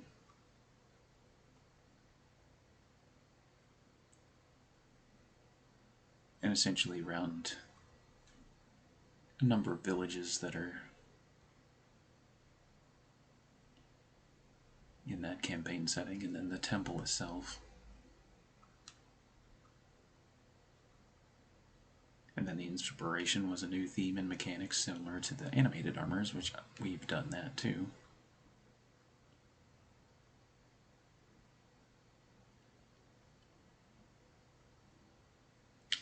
We've done all the math as well as we can before, because I think the only other thing I could do with this is just run it into a testing phase. Throw it against a number of players.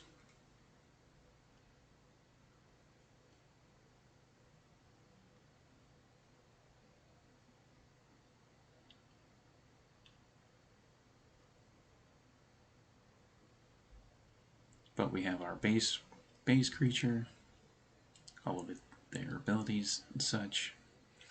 And then if we wanted to make advanced, use the same framework of the monster up here in a more advanced way, then there's options down here to do so. Without having to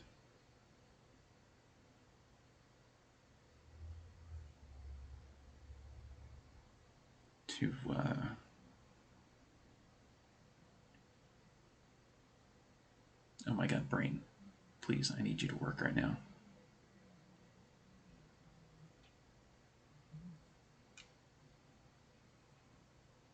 Nope, I lost it.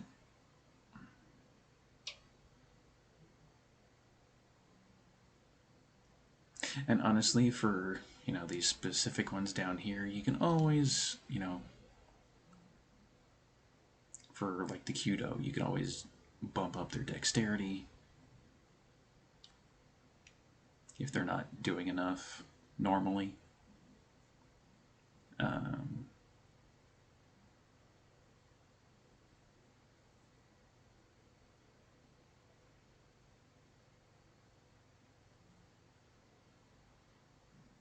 Same with strength. If they're not dealing enough damage, you can throw I wouldn't get crazy with the stats, but you can bump it up, 2 or 3. And not completely break everything. I probably wouldn't make a modifier +3 as far as strength and dex go, because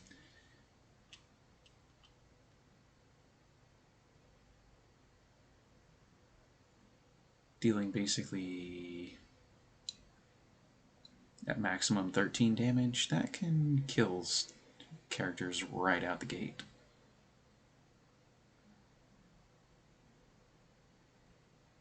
Depending on who you hit. With that Kanabo anyway. With these other ones, they are a little more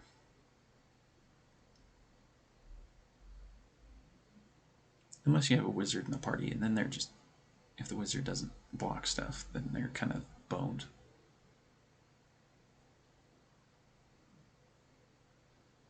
And most of the time, goblins have short bows.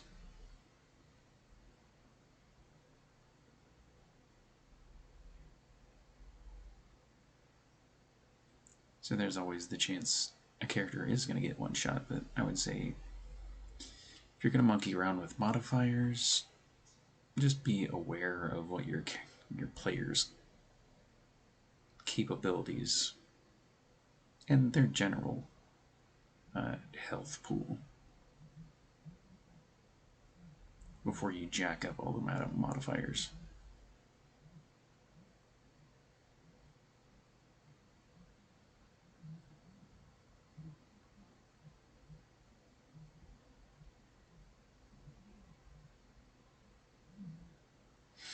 Alright, let's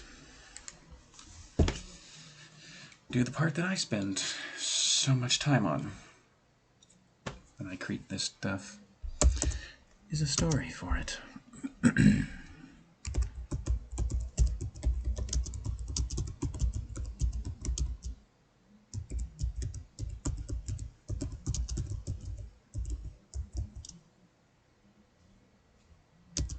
And now I have to actually look up his name now.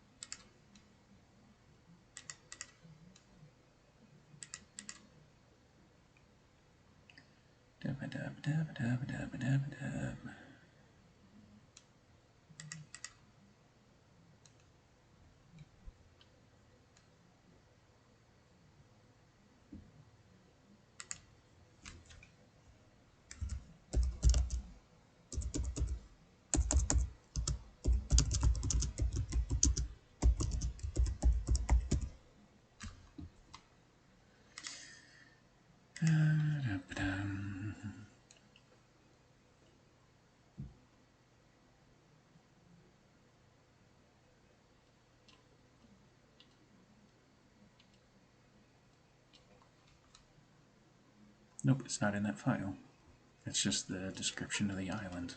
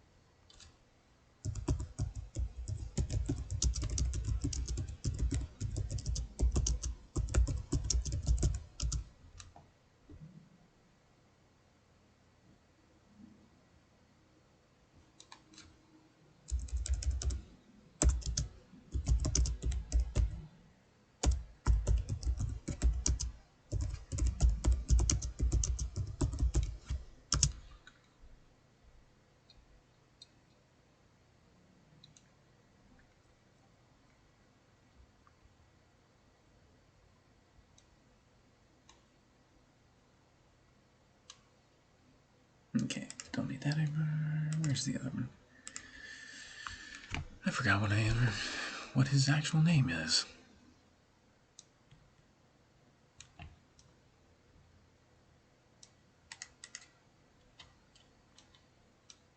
Oh, it's not there. Why is it not in this file?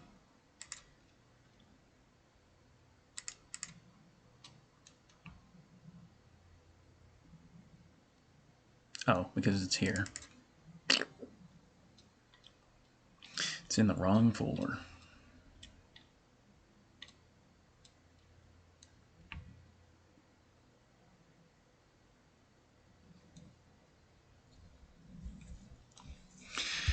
Actually, is there anything here that's spoilery? Because I could just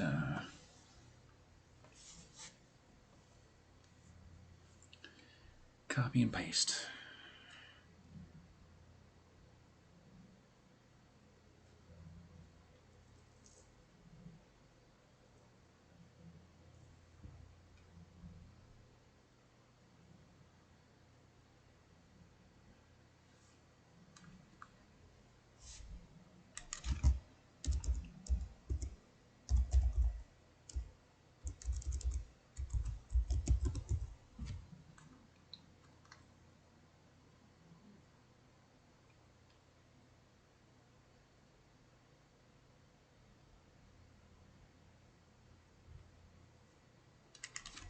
And why is this so disjointed? Was I rewriting it?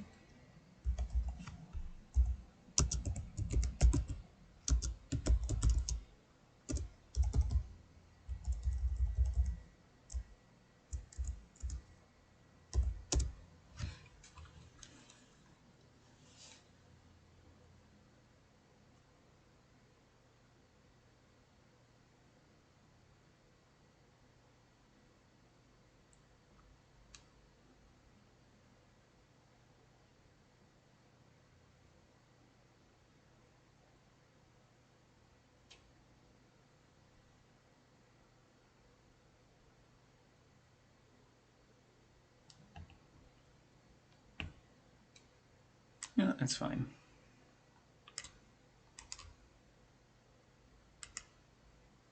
Copy.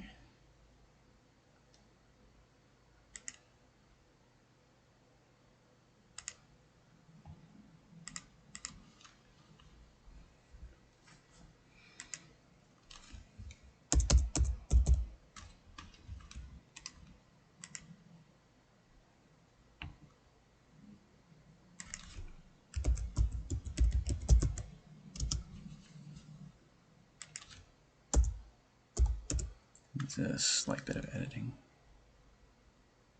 Oh wait, that's probably getting cut off by capture, isn't it?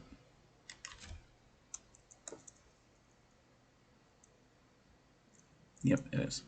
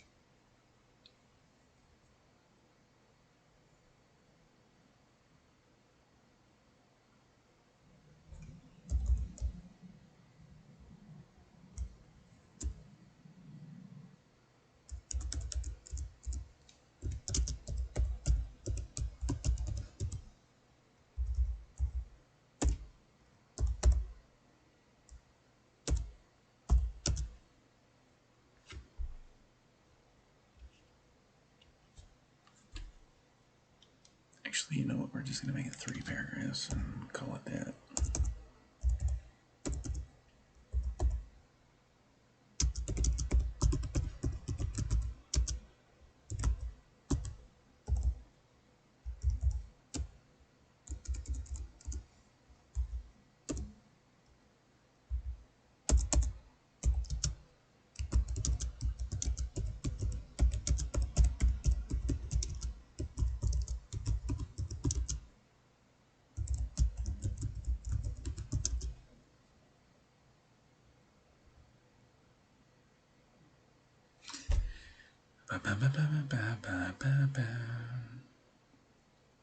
Oh my god, what is the word I'm looking for?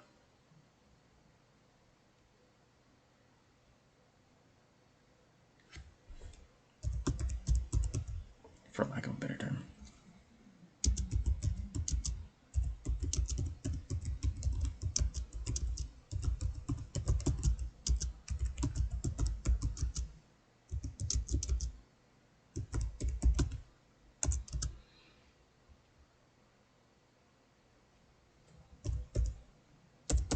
Actually, no,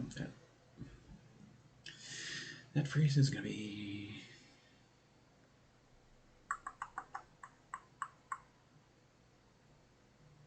That phrase is going to be too much of a spoiler.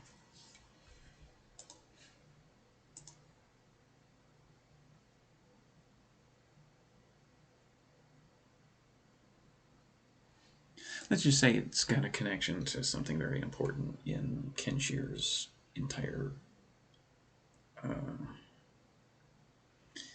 plot. So that's something I don't want to spoil just yet.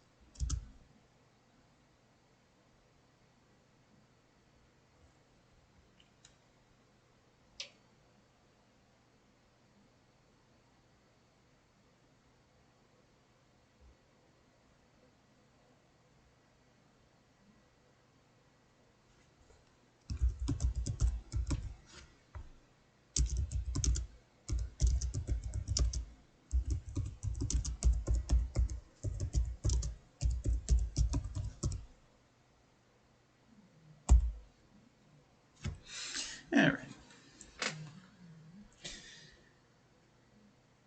I think that'll work.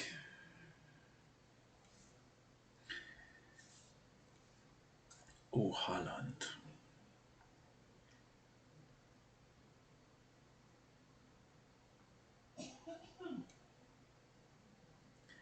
Simple mortal human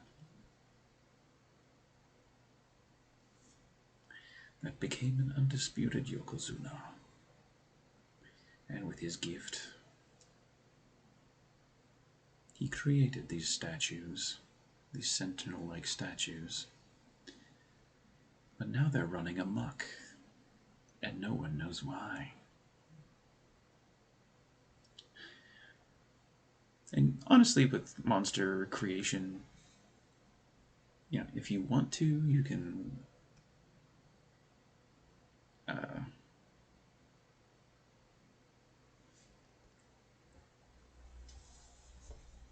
be as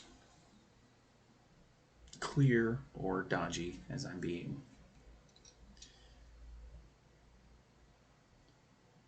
Because it's tied to a plot point in my campaign setting. The way I've tried to write this is enough to almost tease players if they're so inclined.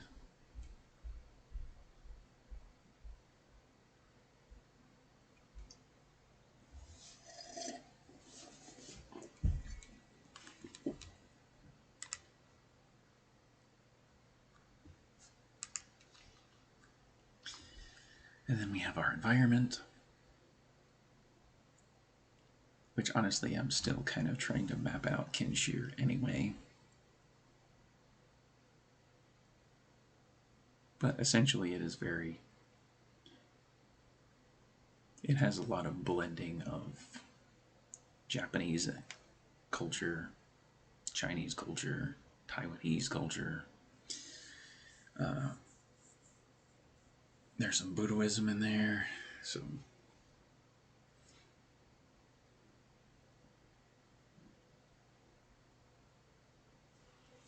that's just That's just how I go about monster creating. And honestly, I could continue to keep adding more stuff onto the stuff, onto all of the mechanics and everything, but... And honestly, that's pretty much what DMs do when they find something that they want to work on. When you start getting into that homebrew state of mind where you want to make something, or like I said earlier, flex that creative muscle as a DM. And if you understand the system well enough, you can do pretty much what I've been doing for 2.5 hours now.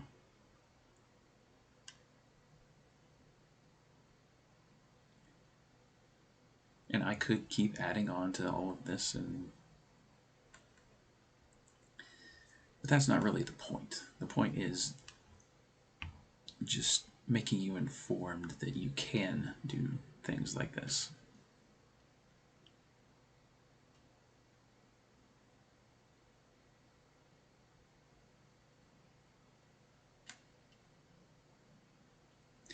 And honestly, once you understand a system well enough, whether it be 5th edition, whether it be Pathfinder, whether it be Starfinder, whether it be a game of your own creation, homebrew world of your own, because that's pretty much what I do. I run a homebrew world, and I can monkey around with creatures, I can monkey around with the themes, I can change the entire pantheon around, I can create creatures based on that pantheon, or those pantheon members, which I've kind of done already to quite an extent.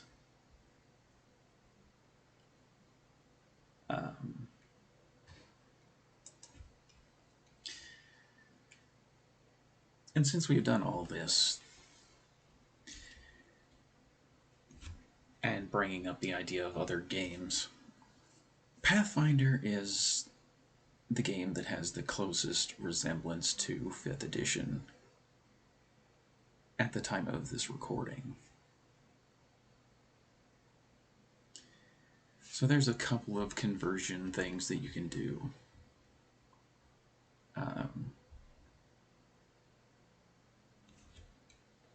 Fortitude saves. Actually, I can just get the Starfinder book out here and I can...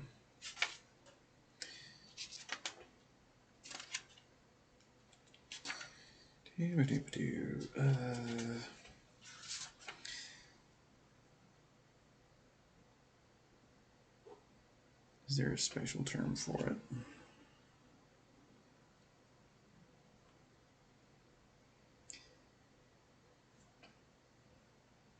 Doesn't look like it.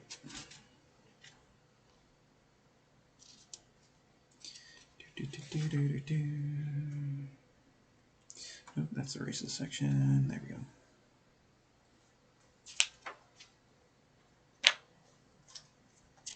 Oh wait, nope, that's not the right section.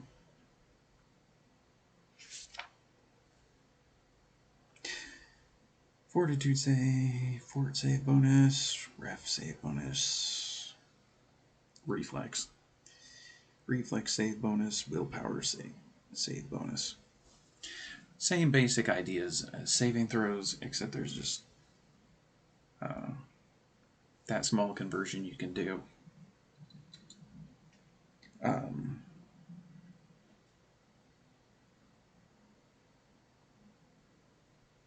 If you're wanting to build something for Pathfinder or Starfinder. And that's honestly...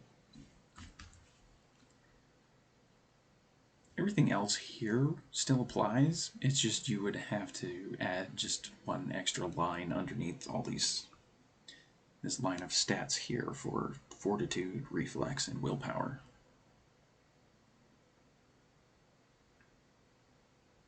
Which is not like a complete mind-melting conversion idea.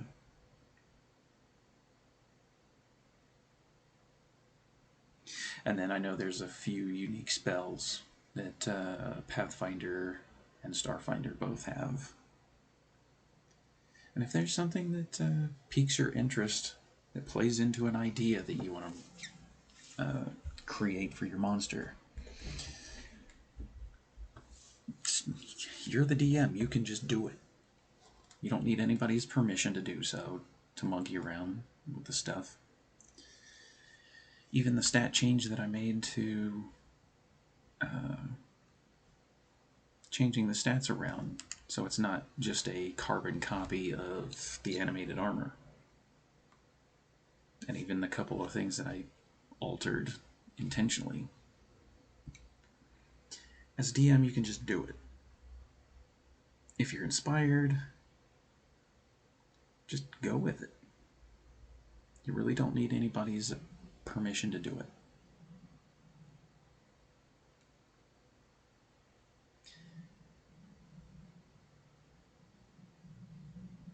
I know there's a lot of people who think it's virtuous to work within the rules of a system, but sometimes that doesn't always work. So even just finding new ways, it's honestly been in the hobby ever since the first edition, of finding something, finding a need, finding something you can make your own, and just following it. And I think the other thing that I'm going to bring up before I wrap up is for something like Starfinder, the only other thing I mentioned, the save, willpower, reflex. Oh my god, I already lost it in my brain.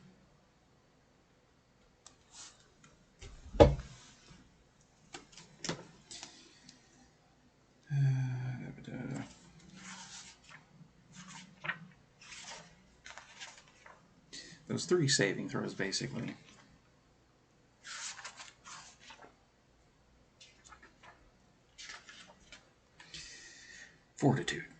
Fortitude, reflex, and willpower.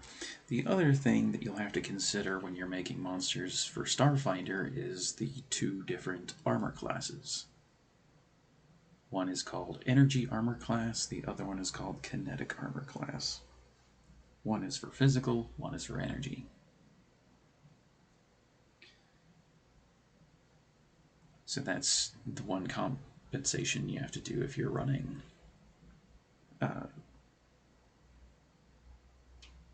using the same creation method that I've been talking about for 2.5 hours, and then just running it in a different game system. It's not impossible. And I might actually sit down after a while and come back to this file. And I will probably do that conversion work, because just to have it, because I could definitely see using terracotta soldiers in space. Or at least the same idea.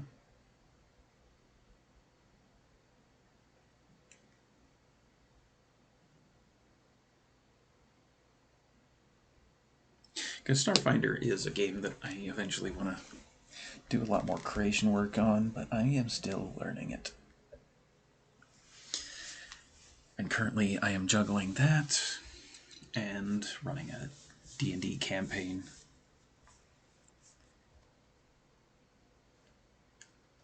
And I'm trying to back away from overloading myself, because I don't want to have another time where I just freak out. like I did a couple weeks ago. So,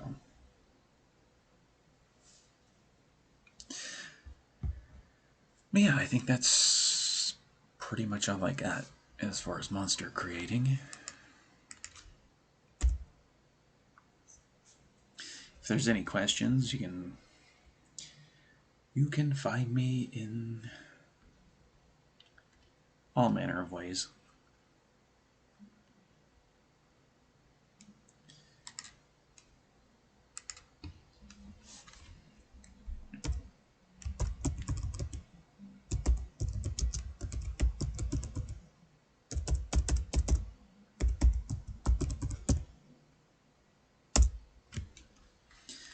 Alrighty then. Did that actually go in the right file? Okay, yeah. And honestly, with something like this, I will post the template that I originally started with in the Discord for anybody who, honestly, if they want to use it or not, is up to them.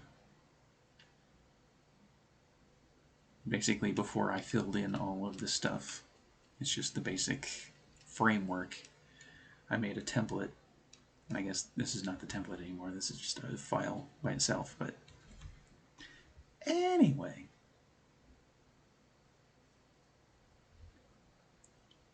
Yeah, oops, I closed it. Open up the template again.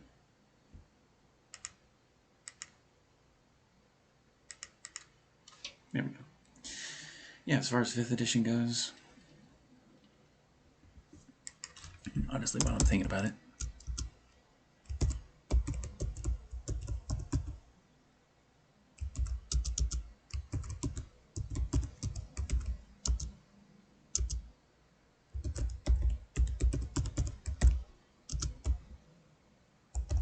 just go ahead and add that in while I'm thinking about it. And then,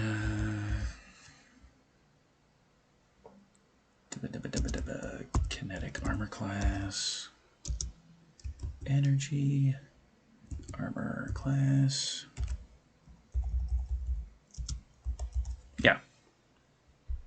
So, see, it's that easy. Because this is the 5th edition stuff. This is and honestly, you'll be using most of the same kind of thing anyway, but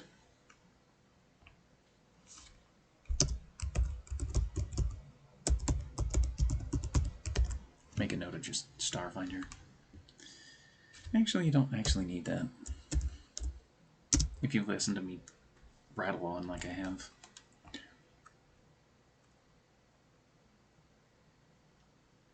And honestly, if you find a better way, just do it. For monster creation. Like I said, just be inspired by what you want to make. And you don't really need anybody's permission to do so. You just make it. It's part of the hobby.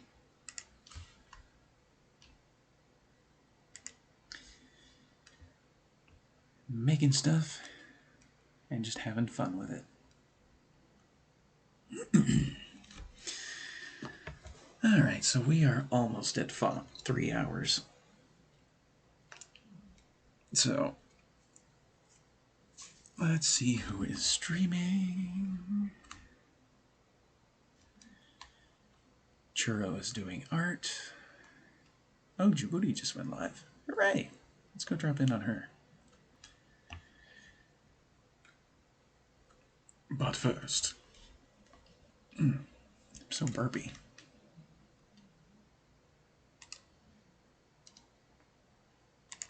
Open that. All right. Housekeeping. There is the link to the YouTube channel where there's a bunch of old videos on there. There's also a number of Tortletop videos that I posted on there last year. once the whatever that time period is that they call whatever they call it, this stream will also be uploaded on there. There's like a weird time window. I don't get it. It's whatever.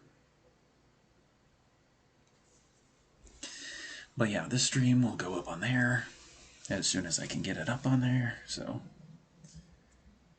if you missed any part of this, you can go back and watch it again.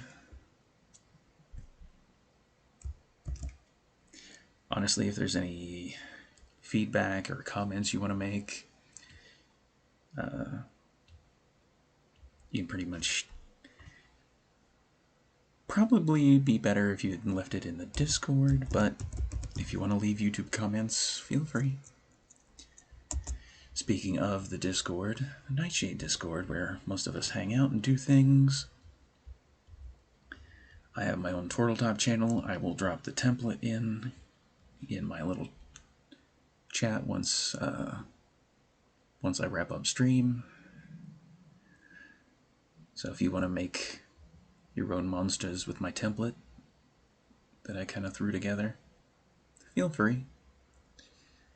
And if you have monsters that you create and you want to share, I am always willing to take a look. I like seeing what people come up with. Also in that Discord is Roth's Art Emporium.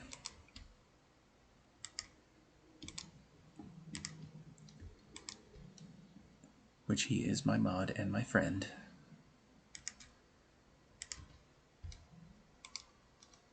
And he's probably at work today. But if you're looking for anything art or emote oriented, or just a chill dude to hang out with, that's a place to find him. Also, if you want to support Mr. Roth, he has a little Etsy shop. If you want to go check him out, I'd appreciate it.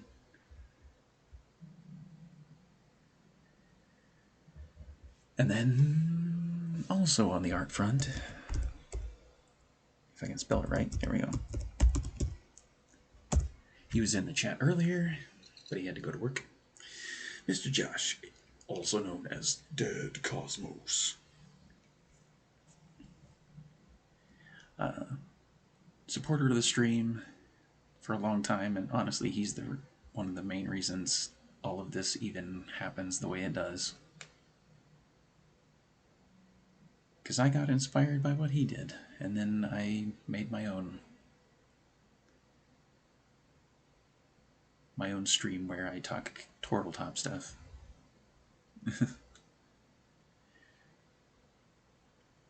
But yeah, he does art, he does apparel, he does accessories, etc. He's still working on the website, last I heard, but once that relaunches, go show him some love and support. Let's see, what is today? Today is Wednesday. I might do another short stream tomorrow, depending on how things kind of happen. And then Sunday, I actually need to post in the Discord to see what we're playing on Sunday, because I have no idea. And if you want to influence what games I actually play on stream for Sunday gaming, join the Discord, and you can tell me the things, and I will try to do the things and play the games. Anyway, that is the wrong thing to be typing in. There we go. Let's go drop in on Djibouti.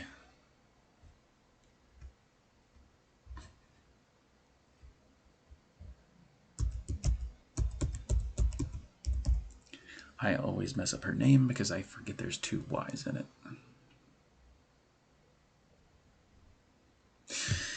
Alright. So, I hope everyone has a good rest of their day, their evening,